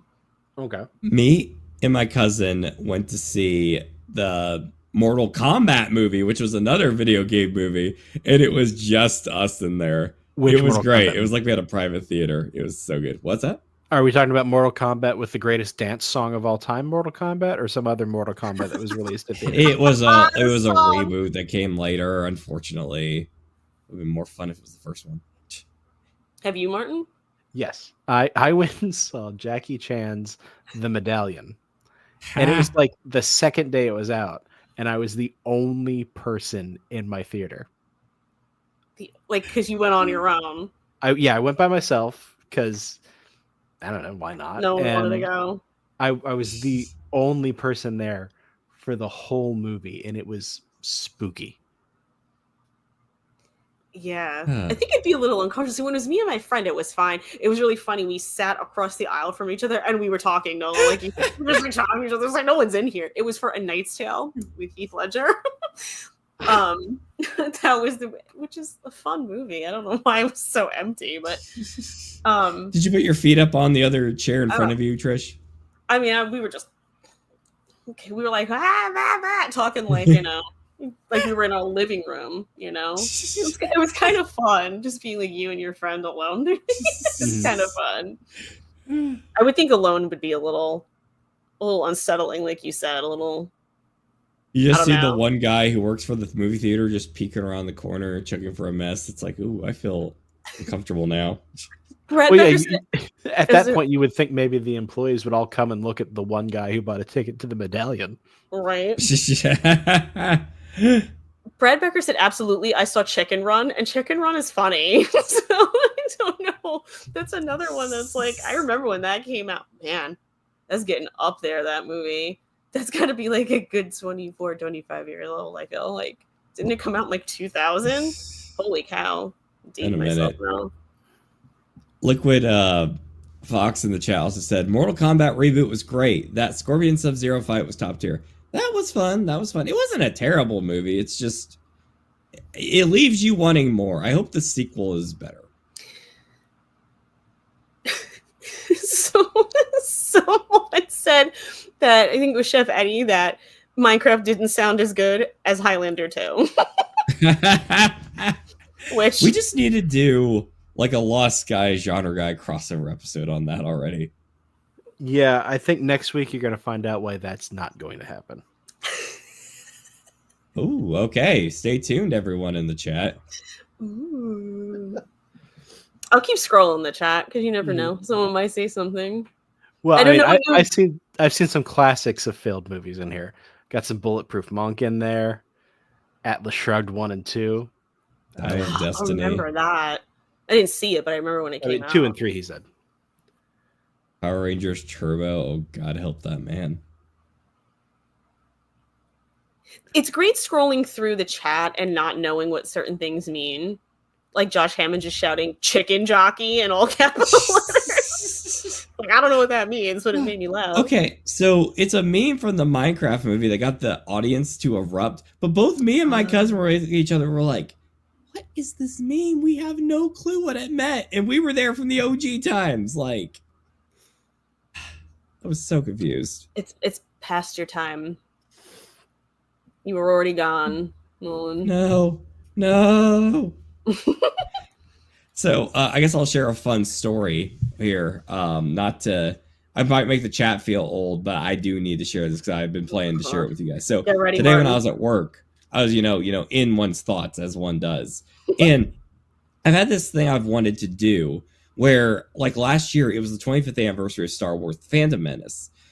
And I was thinking, oh man, wouldn't it be fun if I got like a Christmas tree and deck it all out in Phantom Menace stuff? Like, got the VHS as like the star, you got action figures as the toys at the bottom, you got little knickknacks of maybe like action figures or something. Just decode it with like as much stupid merchandise for that film as I could find. Never had time to do it. Then I was thinking in my mind, I'm like, because I had Kiss from a Rose in my head, and I was thinking about Batman Forever. And I was like, oh, that would have been fun, but dang it, the anniversary was last year. I can't do that. And I was in my mind, I was like, oh, well, I could just do Batman and Robin. That's a fun little 90s movie. About 2 years, that will turn 30. And then I go, oh, that will turn 30 next year. And it slowly dawned on me what year that film came out. Something else will be turning 30 I see where you're going, Nolan. Nolan, what else came out that year? Yeah. What else did you debut? Some babies came out of the hospital that year. That's what happened. And we're going to just keep moving along this conversation before I get my own existential dread here. Topics, anybody? No, I think the chat wants to see the light die from your eyes. It's the ritual. It's what happens to us all when we reach that threshold of age. Something's close to dying, I'll tell you that right now. And I love how you say it like I didn't deal with that existential dread ages ago. Martin and I are probably like, yup, Nolan. Yup. Kevin! I'll officially be back in a moment, but I wanted to say I leaned into it and love it. I'm fully looking forward to being a crotchety old man with a shotgun yelling at people on their property. My dream is to live a Gran Torino-esque life in my golden years. I'll be back. I love that. Just a little Kevin out. Kevin out. Wasn't there for the Minecraft story, the super chats, but he's definitely there for my existential dread. I know that. He's there to say that he wants to be a crotchety old man. And he still makes us all feel better in our hearts. Oh, I love Kevin. I think Kevin's already reached that goal. Bless him. What was the weirdest film you guys ever saw that had like a big anniversary and you're like, that does not sound right? Like, it can't be at all. You mean like weird as in the movie itself is weird, or is just weird for you? No, I mean the anniversary, like the film. You never feel like that film should ever be that old. Well, it's kind of like when, like how at some point the Little Mermaid was closer in time to Apollo, the Apollo 11 landing than to now. Yes. Stuff like that blows my mind. It freaks me out when I hear stuff like that. We are farther away from 1985 by Bowling for Soup singing about the year 1985 than it was when they made the song. I thought I was going to sneeze, so I muted myself, and then you said that, and I was like, really? I broke your sneeze. I broke it. Thank you, because I didn't really want to sneeze. Bowling for Soup is a cure for sneezes. Have you ever heard about, this is scintillating, but have you ever heard about if you stare at a light, it will stop you from sneezing? I've heard that, but I've also seen people sneeze the second they walk out into bright sunlight. Or maybe it's, I don't know. It was, now you've got me wondering what I heard, if I heard it wrong. But I don't know what it is about light and sneezing. People are like, no, like, and I'm like, never felt like the light affected my sneezing. They're allergic to the light. Hey, maybe they're vampires. Yes, we need a vampire. Wait. Virginia Sharp says, weirdly, the Kentucky Fried movie always surprised me how old it is. What is the Kentucky Fried movie? Oh, that's got to be, what is that, like 1980, that movie? I'm gonna look that up. Pretty old. It's rapid fire sketch comedy. Oh, I thought it was a movie about like Colonel Sanders and like KFC and stuff. I'm like, I go to that movie. Fisher Mead. It's even older. It's 1977. Wow. It was directed by John Landis. No wonder no one remembers it. KFC mirrors Star Wars. We could have been watching The Colonel, and instead we were watching Space. Yeah, I'm pretty sure the Colonel's not in it. Martin. He's just shattering his dreams, Martin. He's just like, I just really wanted Colonel Sanders in it. I'm gonna direct that movie now. It'd be like fun. Okay. Wasn't there a whole marketing gimmick with that not that long ago? Well, yeah, yes. Norm Macdonald was the Colonel, and then he recommended not Kevin, who Tim Meadows to be the Colonel, and Rob Lowe was the Colonel for a while. I think I remember the Rob Lowe one. Sounds familiar. Hey, Kevin. Hello. Kevin, they mentioned the Kentucky Fried movie, and I'm so disappointing it wasn't a movie about the Colonel. Like, he's just I like will so go let see this down. movie. I heard, and I understand your disappointment. Thank you, Kevin. You understand me. However, yes, the Colonel is not featured, and it is the Life movie. It has lots and lots and lots of fun sketches. So if you happen to want to check it out, I recommend it. They referenced it in Freaks and Geeks. That's like my main thing that I think of, which, oh God, what a brilliant show, but woo, we could do it. Okay, sorry, I was not get off track. People are listening to an actual show. This isn't just us like brainstorming. But hi, Kevin, you're back. Oh, so what did we talk about? What did I miss? We talked about the Minecraft movie mainly. Okay. I got on my soapbox and proclaimed the importance of the Minecraft movie. That's what I did. Nice. Is it the transformative movie of our age? Well, kind of. Nolan, too sweet for his own good. He's like, well, maybe. if you're under 30. No, if you're under 30, it's probably the Napoleon Dynamite of now. Which I saw and I didn't think was that funny. My wife was exactly the same. She says she loves to hear people quote it, but she was so bored watching it. Yeah, that was exactly how I felt. You didn't like it? It was like, Kind of about a bunch of sad people who didn't realize how sad they were.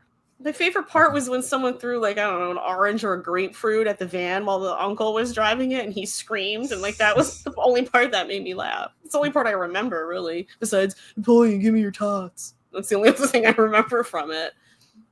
It didn't leave a mark. All right. Before we get to the super chats, which we really need to do, we're overdue on that. The guy who plays the uncle in that movie doesn't eat meat, but in every scene he's in, he's eating steak. So if you watch him closely, he'll take a bite and then he'll spit it out into a napkin or something. Wipe his mouth. Yeah.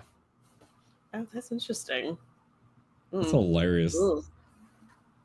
Is Kevin checking out the chat? I'm trying to figure out where we stopped. I think we can would help. begin with Liquid Fox's chat from 8:59. That would be the first ones up. Okay. Siren, Oh, okay. Hi, everybody. I'm the host now. I think maybe Siren has done away with Kevin. It wasn't the bears after all. It was the cat.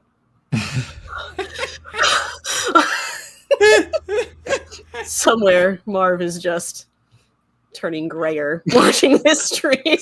All right. The orange hair is slowly turning gray. All right, let me try this again. The cat took a very gentle trip to the other side of the room.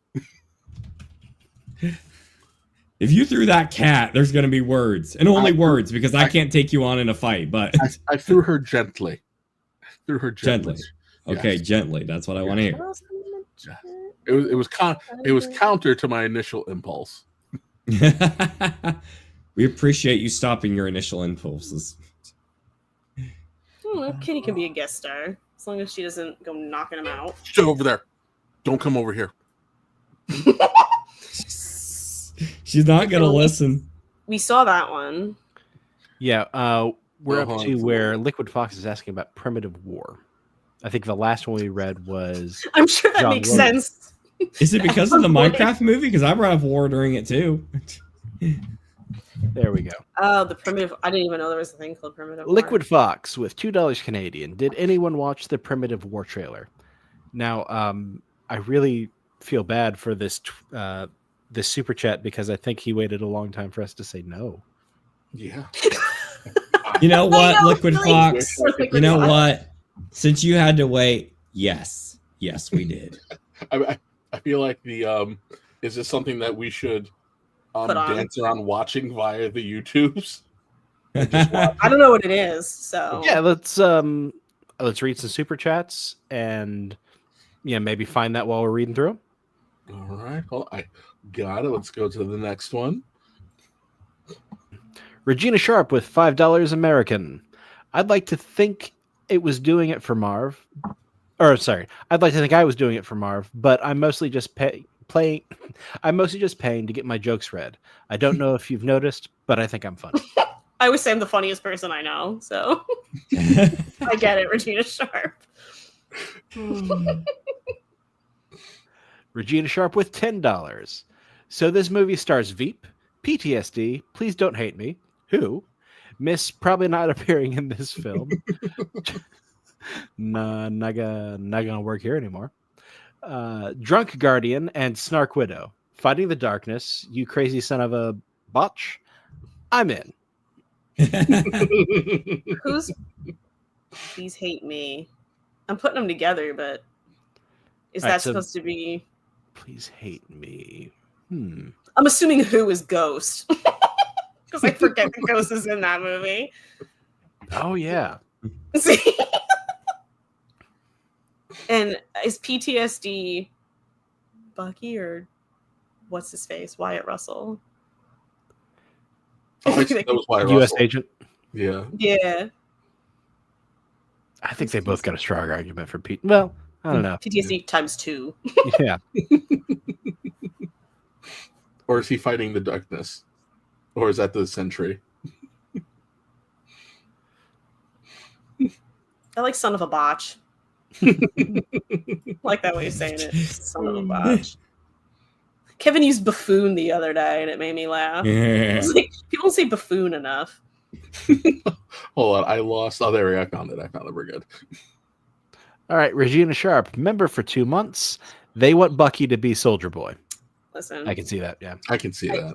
I can see that, but Soldier Boy is Soldier Boy. Soldier Boy should be Bucky is- Batman. I want the world for Jensen Ackles. Yes, let him be Batman. they're not going to give Batman to a Texan. Tyler Golasinski for $4.99. After watching the preview of Fantastic Four, FF fans disappointed in female Silver Surfer after discovering Sydney Sweeney was not playing her. You know, knowing Marvel, they would still somehow find a way to make Sydney Sweeney not look attractive. They would find a way. I mean, technically, she's in their universe, right? Aren't we pretending like Madam Web is in their world? Or no? Yeah, it did happen. But I mean, do they count it as being involved? It's an alternate universe, so technically, since Who knows? Garfield appeared, I guess so. Are they supposed to be in Garfield's Spider-Man universe? Oh wait, no, they were during development, I think, and then they got cold feet later on, which is probably for the better. Yeah, they kept pulling the rug out from everybody because they were originally going to make Venom in Garfield's world, and then everything else was supposed to be in Garfield's world, and then just kept, What are you all on about? Garfield's world with Venom? Yeah. What? Yes. Odie was supposed to be in it too. Why are you all acting like this is safe? Not lasagna Garfield. Spider-Man Garfield. Oh, Andrew Garfield. Andrew Garfield. No correlation to. I was wondering what was Garfield going on Dark here. I really thought it was Lasagna Garfield. I was like, why is nobody finding this weird? Why is this fat orange cat staring at me? That's what I'm going to hear Man, now from now on. That's the top thing I hate about Mondays. You have to wake up and you have to deal with a stupid symbiote. Now I'm just laughing at the idea of Garfield the cat just like, oh, hey, Monday. Okay. Garfield gets the Venom symbiote. Kick Odie, you know you want to. Aw. Have you ever seen Garfield comic strips with all of Garfield's thought bubbles taken out, and it's just John saying things? He looks insane. Garfield minus Garfield is what it's called. Okay, I'll have to look that up. It sounds like something I would like. Oh man, that's a certified hood classic right there. That's an old one.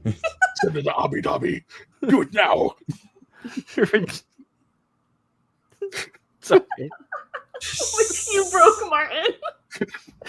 Well, that, and I was thinking about some Garfield memes from the past that I don't think Marvin would like us to talk about. But we can't talk about Regina Sharp $5 super chat. As a Captain America fan from the before times, F them for doing this. Shiitake mushrooms. That's much more juvenile about it. Classy, Martin. Yeah, we did talk a little bit about Red Guardian, Kevin. That was another thing we talked about. Mm-hmm. Tyler Golasinski for $4.99.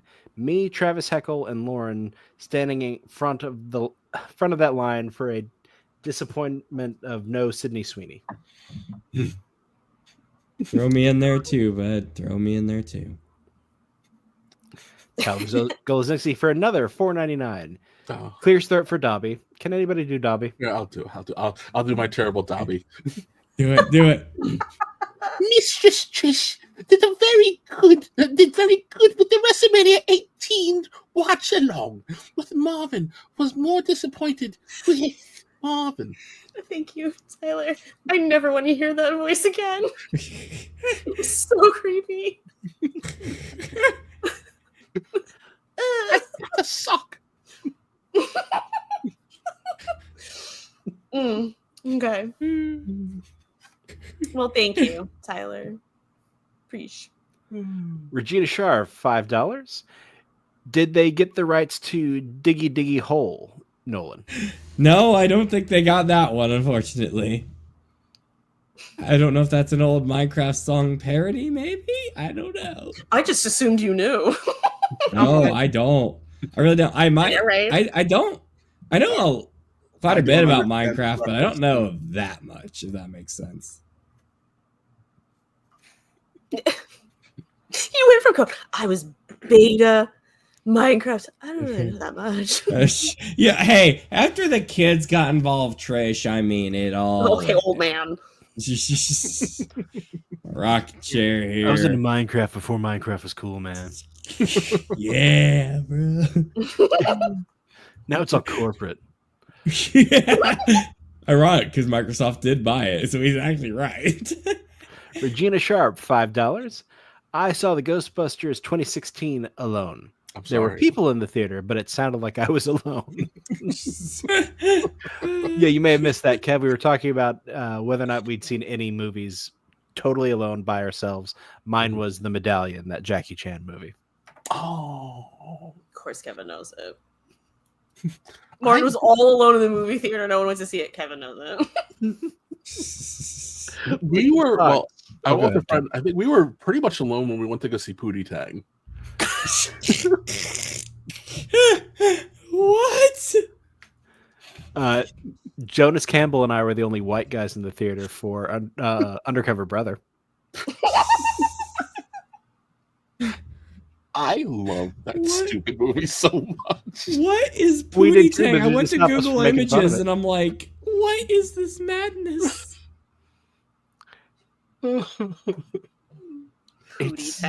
It's crazy. That's for sure. I will just never forget the glee and the phone call I got from Kevin after he left Snakes on a Plane. It's one of my favorite Kevin memories. He was just, it was pure joy. Oh, and Ninja Assassin. I went to see Ninja Assassin the night before Thanksgiving when it came out, and it was only me and 4 other people in there. I love that movie to this day. Wait, you left Snakes on a Plane? No, Like, no, you walked out of it? he loved it. I loved it. Loved I it. loved it. He called me so overjoyed that he just watched that movie. All he could do was I just sat there listening to him rave about Snakes on a Plane and how it was like the greatest movie he'd ever seen. I'm like, it just needed to be what it was, and they didn't shy away from it. It's a bunch of snakes in a plane. There was unnecessary gratuitous nudity. There was just vulgarity. It just understood what it needed to be. It needed to be Up All Night, but without Rhonda.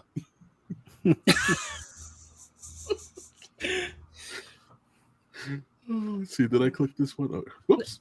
Oh, back to Liquid Fox. Thank you for your patience on these, everybody.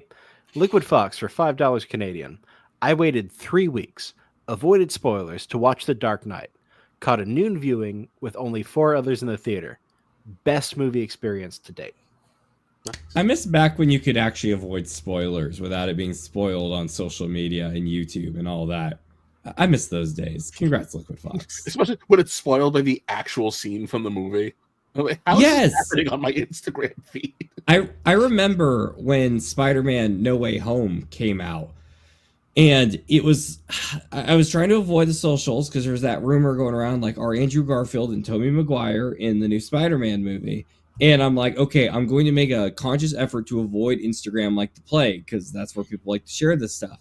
I was on the fence of like, do I go day one or do I wait a few days to see it on like my day off on like the weekend or whatever? I decided to go day one, and I'm so glad I did because I have a feeling Kevin has a story.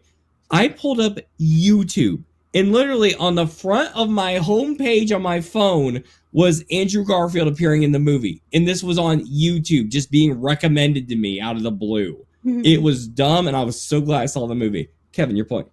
It's just Liquid Fox's super chat. I know exactly what movie he's quoting. Send him to Detroit.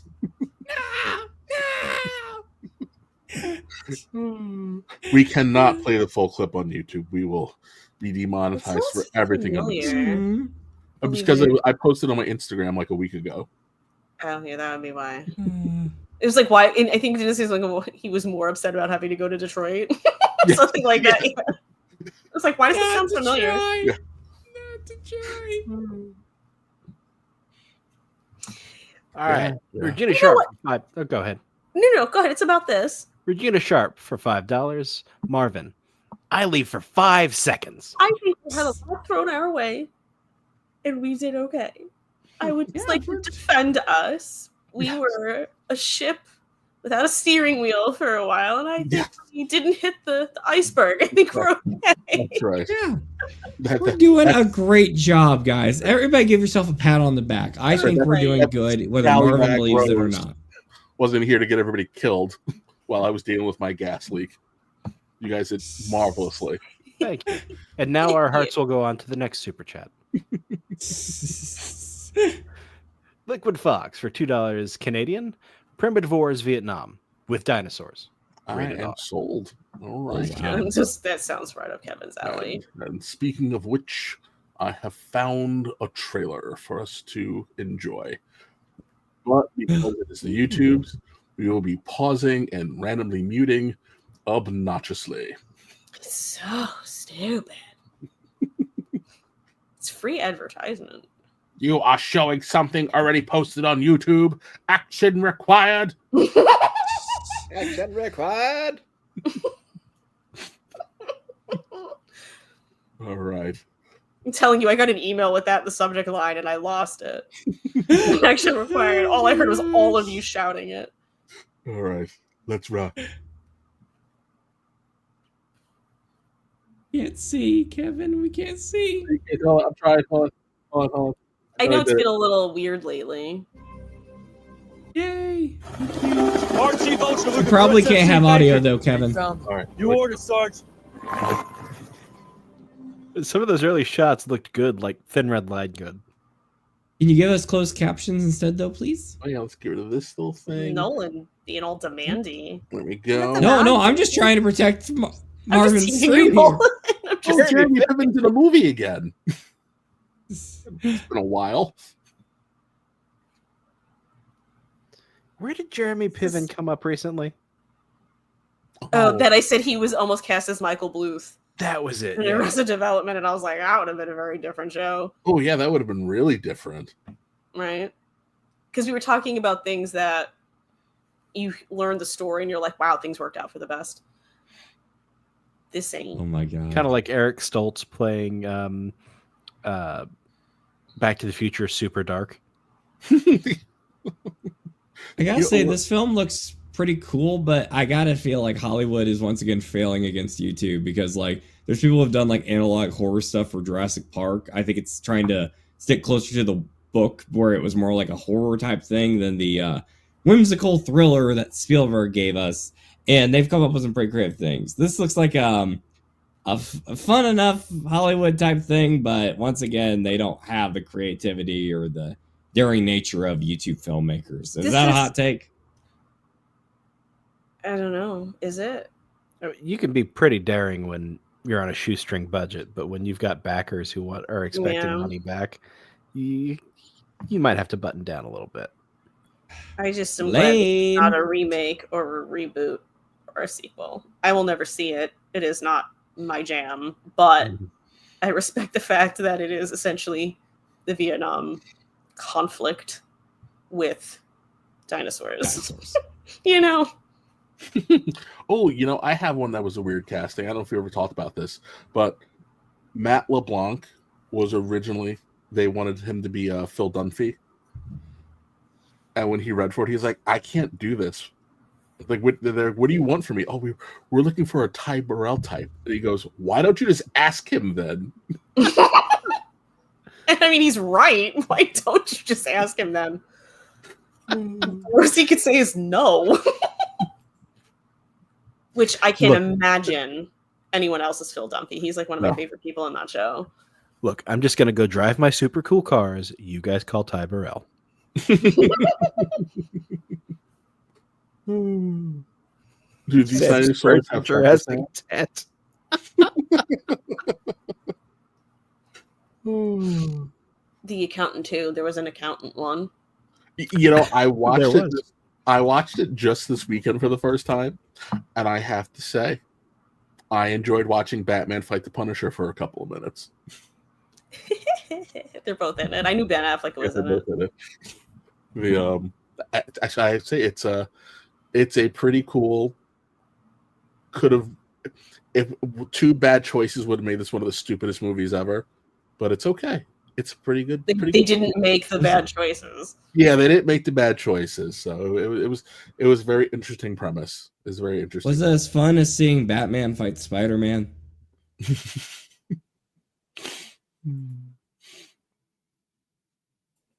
Yeah. When did Batman fight Spider-Man? I'm like in the comic books. Homecoming. Well, not Oh wait, Homecoming. Oh yeah, yeah. Oh, Michael Keaton. Yes, yes. It took me a second. My brain had to go like brrr, through all the people in that movie. Let's see. Let's see. What do we have left? Wow, it's 10 o'clock already. I feel like I missed half the show. You youngins in your late night You streams. missed a decent sized chunk of it, so not the most of it or anything, but Where is it? I was going to talk about this weird April O'Neil controversy. That's April not O'Neil really controversy. Yeah, but it's not a controversy if you read the original comics. Right. But everybody's frame of reference for Ninja Turtles is the cartoon. So whenever you do anything with April that isn't the cartoon, it it just always goes weird for people. Hold on, is this gonna let me? Oh, it's not giving me the option. Hold on. Sometimes it lets you share the screen without having to do much of anything, and this time it's not allowing me to do it. Oh, I have this open. Oh wait, I need to get rid of mine. Here, try it. Sorry. You're good. all Nolan's fault. Actually, it was. Is it still there? Trish. If I don't have to go look for this, actually, hold on. So I'm assuming we should have done this a few times, especially because Regina has Globe gold, globe gold, globe gold, globe gold. Just assuming. And let's see. We're due. We probably should have done this one. Because I'm Flintheart Globe Gold, and I always will be. I forgot that one. That's a newer one. And we probably should have done this because we were all talking over each other at one point. I defeated Scrooge McDuck! We were on the same team! Hey, we can't all make declarations of hatred at the same time! I was like, that's the one you meant to put up. I did. It's a Glom Gold smorgasbord here today. And this one because it hasn't been played in a while. Please, no! Covered with scorpions! Covered with scorpions! No! Covered with scorpions! Get them off me! What are you doing to my head? And I was going to talk about him, but I didn't have enough time to pull his tweets.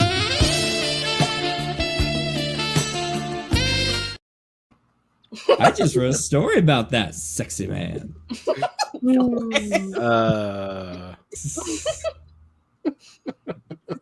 one likes to let little nuggets drop every now and then, Martin.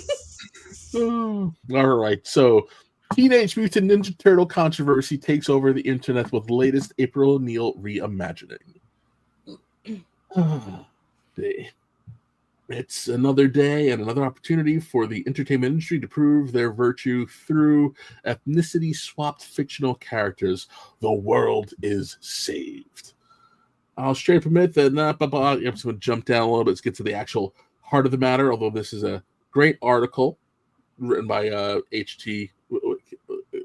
Counter. Yeah, I was going to say, I think it says counter. Where is it? Oh, my.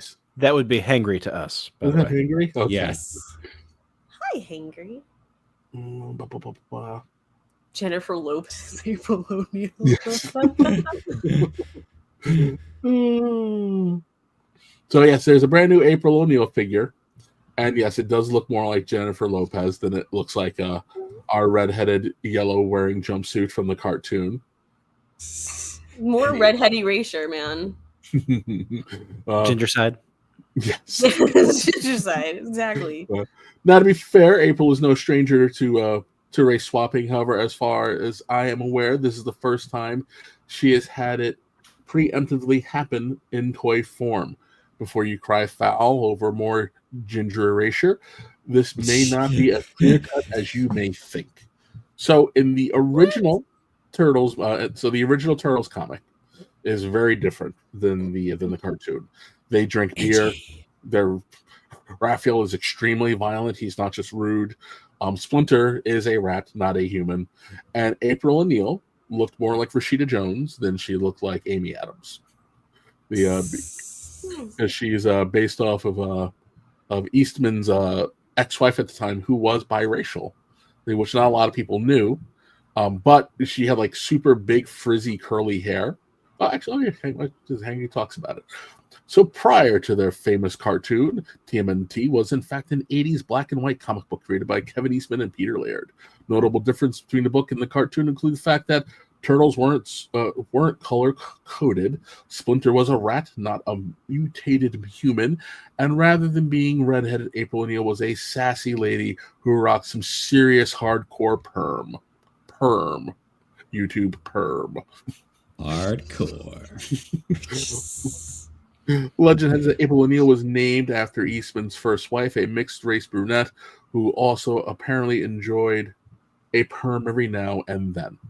When it came to develop the cartoon, the producers were like, that isn't really going to work for us. You got to redesign April. And then she turned into the April that we knew. And then in turn, when the movies came out, because the cartoon was so super mega popular that, that we got what we got. So yeah, people kind of freaking out about this one. I understand the super sensitivity to it, especially after that Seth Rogen Ninja Turtles disaster. I did not enjoy that movie at all. Well, Seth Rogen, so yeah, I know. They made April, dumpy and dumpy and black and nerdy.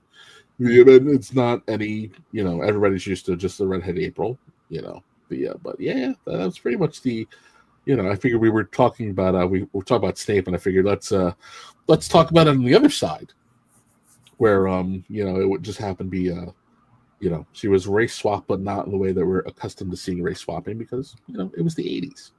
So this is essentially a return to form in a sense. Yeah. I do think the figure is probably a smidgen too dark though. Because it does look more like Jennifer Lopez. I was going to try to pull up. Let me see if I can find one real quick. I think that some of the, like, when she's first introduced, that panel, she's kind of in shadow. So she is darker than she appears in the rest of the comic. Hold on one sec, guys. But it is a tight perm, like nearly Jerry curl tight. Oh, okay.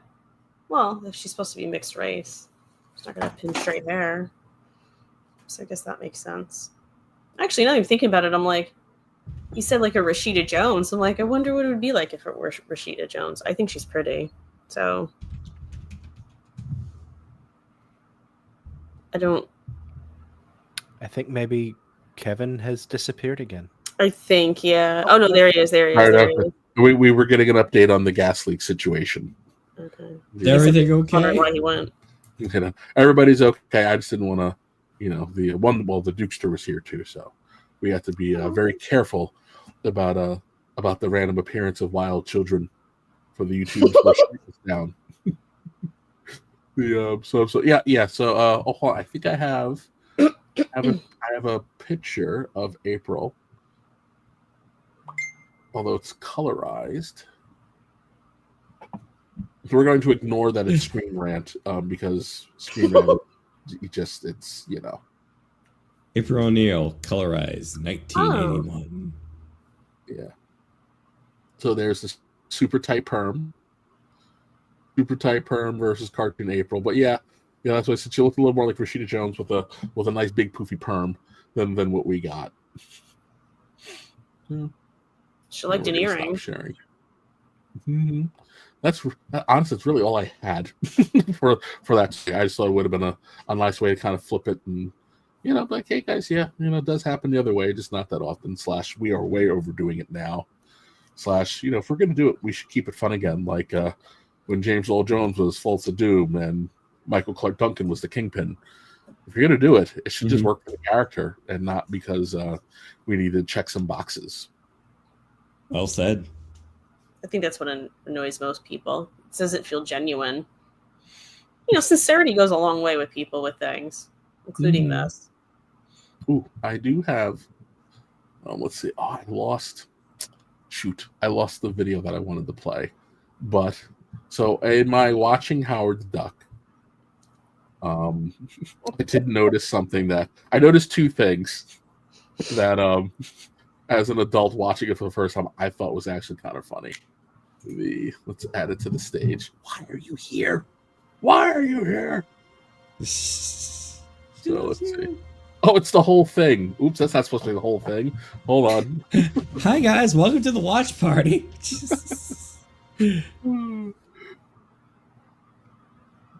Oops. Yeah, be careful. Careful, we might see the duck. You know. Oh well, that was Breeders of the Lost Stork. If only Lorne were here for this one. I like the hippie Howard. If you pull up duck boobs, Marvin's never gonna let you let this stream down, buddy. Racial duck relationship discussion. Because she's like, I don't care what society says. And then the guy goes, he's dead. And then we cut to the Crazy Eddie commercial. And then I thought it was kind of funny because we had a we gotta play this. We gotta play this tight. What year did this come out? Whoa, we're pushing it real close here. Okay, well, we shouldn't see her because she's already out the window. Let's get to the. I demand more realism in my Howard the Duck movie. Boobs. It's very not feasible. Let's see. Those the biker gang, the female biker gang were the slags from hell, but like the American usage of the word slag, which we won't say. So like, what is like? I got obsessed with this movie and how this movie got put together, and I guess this was the George Lucas apparently decided he really liked Howard the Duck, and wanted to put this movie and wanted to make this movie. No. What happened was, from what I hear, was that it was like a comfortable do I get to make people? How uncomfortable do I get to make my father? Yeah, really. Like, but I guess like what the 90s were better to her, right? Because Caroline in the City was pretty normal. Tim Robbins. Yes, this is the debut of young Tim Robbins. Amazing. So this is before Jacob's Ladder? Yeah, this is before Jacob. I would use a gif of her rolling her eyes like that. I felt that one. Howard goes to a bathhouse. Like they just cram this thing filled with just so many weird things. Like this? Like this, yeah. Hopping on? Yeah. Gotta explore the animal kingdom. Yeah, it's like she starts hitting on him and rubbing his chest, and his feathers pop up, and then he apologizes and like, oh, I think I get that joke now. Plus, Principal Rooney's out there looking for the real actor has no room to judge. Well, I was gonna say, did we get to these? Yeah, like yeah. I want to get to the fight. God, that outfit. Ugh. What, his or hers? Hers. It's like the movie is built around Howard not understanding human culture and people thinking he. Oh no. Dr. John says you need to show the power plant bit because I guess it was like outside of where he lives or something. Oh really? Yeah. It was his hometown. That's awesome. Oh, well, I'm gonna look for the hold on. Let's see. Oh, can we not? Oh, it's not control. Can you see it? Oh, we got a super chat, but we didn't get the thing. Well, since it's up on the screen, I'll read the chat. Member for 3 months is the artist formerly known as John Kukask, JD LLM. Nolan, do Condor Man since Highlander 2 is blacklisted. What the heck is Condor Man? Hangry and I have actually talked about this one. This is a Disney movie starring a notoriously alcoholic actor who like just his binges were legendary. But it's a Disney movie starring this guy as a well, the whole plot is about this comic book artist who has to try to break a guy out of communist country using his comic book character. It's crazy. Okay. I'll see if I can point you to a copy. Okay. Regina Sharp for 5. Be careful. Poo gas. It's no joke. No, definitely not funny. Regina Sharp for $5. Marvin. ... I presume that was for the duck areola. Which in and to itself is baffling, because why wasn't it covered by feathers? Like, You want me to read this one for you, Martin? I would appreciate that. Look at Fox for $2 Canadian. And much like the Canadians, they are okay with saying duck boobies? Is this the first, I think you can say furry on YouTube? On film? Well, I guess it's feathers. It's not really fur, so feather. Yeah. Furries? Feathers? Flutties? Does it make anyone else uncomfortable that Howard has like human skin around his eyes? Nice. Like, why? I just kept thinking that every time they do a close up, I'm like, I don't like that. I'm not a fan of that design choice. My kids play a game called Akinator on my phone. And one of the questions, it's like a 20 questions thing, but you think of a character and I know that. Okay. And one of the questions it asks is, does your character have human skin? Which I always thought is kind of creepy. That's a creepy way to ask it. It's a creepy one. Ooh. In fact, he does. And it's not just his. Like, look at it. Like, just look at it. Yeah. Ooh. Why? But does Howard shop at like the kids section for his clothes? I guess. Because he has clothes the entire time he's on Earth. Yeah, the complete motion picture. Right, every time. Every time. And we have to watch the whole movie every time. Who doesn't love a random Howard the Duck appearance? Just look at Guardians of the Galaxy. This is hold on. Is this Marv? Oh man! Oh God! Oh man! Oh God! Oh man! Oh God! Oh man! Oh God! Oh man! I love that thing. What acting? Oh God! Oh man! I've been trying to get him to put that into the media file for over a year. There's so many A-tier clips we need in there. I'm just gonna keep bombarding him with every stupid thing I think of. We need my boy. That's the other one that I've requested that we need. I think we hit everything and anything. Did we get all the super actually chats? Newsworthy. I think we got all the super chats. Oh, hold on, we got one more. I was gonna say because they were very, very patient and engaging with us. Hey, Tostinos. Everyone loves Tostinos 11 for $5. And thank you very much. Hope everyone has a fantastic Good Friday and Easter Sunday. God Same bless to you you. all. And thanks for your great entertainment. Gets me through my workday. Aw. Thank you. Love you, Tostinos. You and the brand. Because I'm hungry. I'm always hungry at the end of this stream. I am starving. I only had 2 donuts today. No one eat food. I know. Look what you've done, Tostinos. Now we're just thinking about food. Actually, remember in the 80s when the greatest insult there was to find out that your salsa came from New York City? New York City? I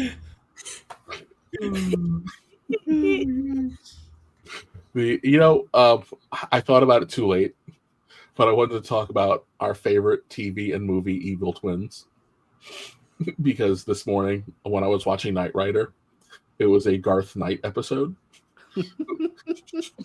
which is just a very tan David Hasselhoff with a tiny mustache.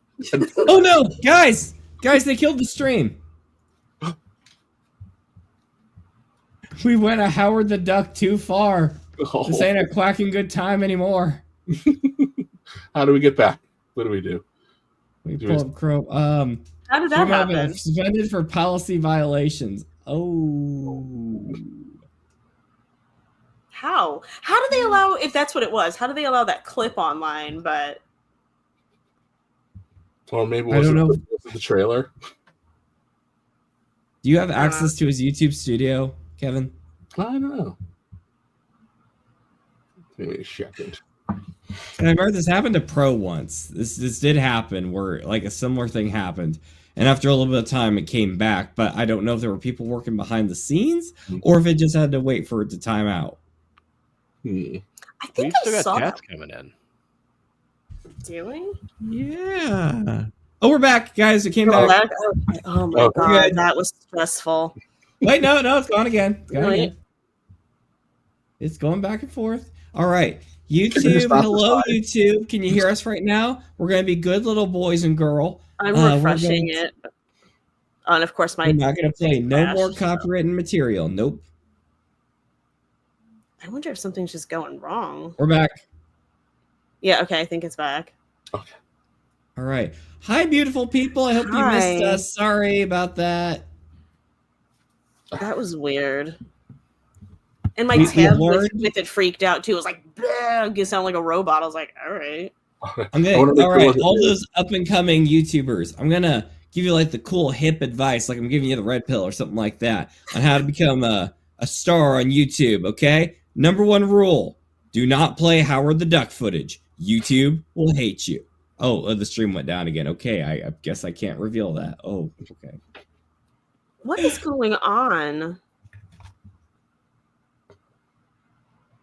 Yeah, and super chats were coming in too. I won't. And not to jump ahead, we'll reread it. But Regina Sharp for 5. Katy Perry is cursing us with her In and Out song in life. Oh, so good. So Marvin gets back. So guys, how'd the stream go? Like fine until the last 5 minutes. We don't talk about the last 5 minutes. What happened? Don't worry about it. Liquid Fox saying easily top 5 stream ever.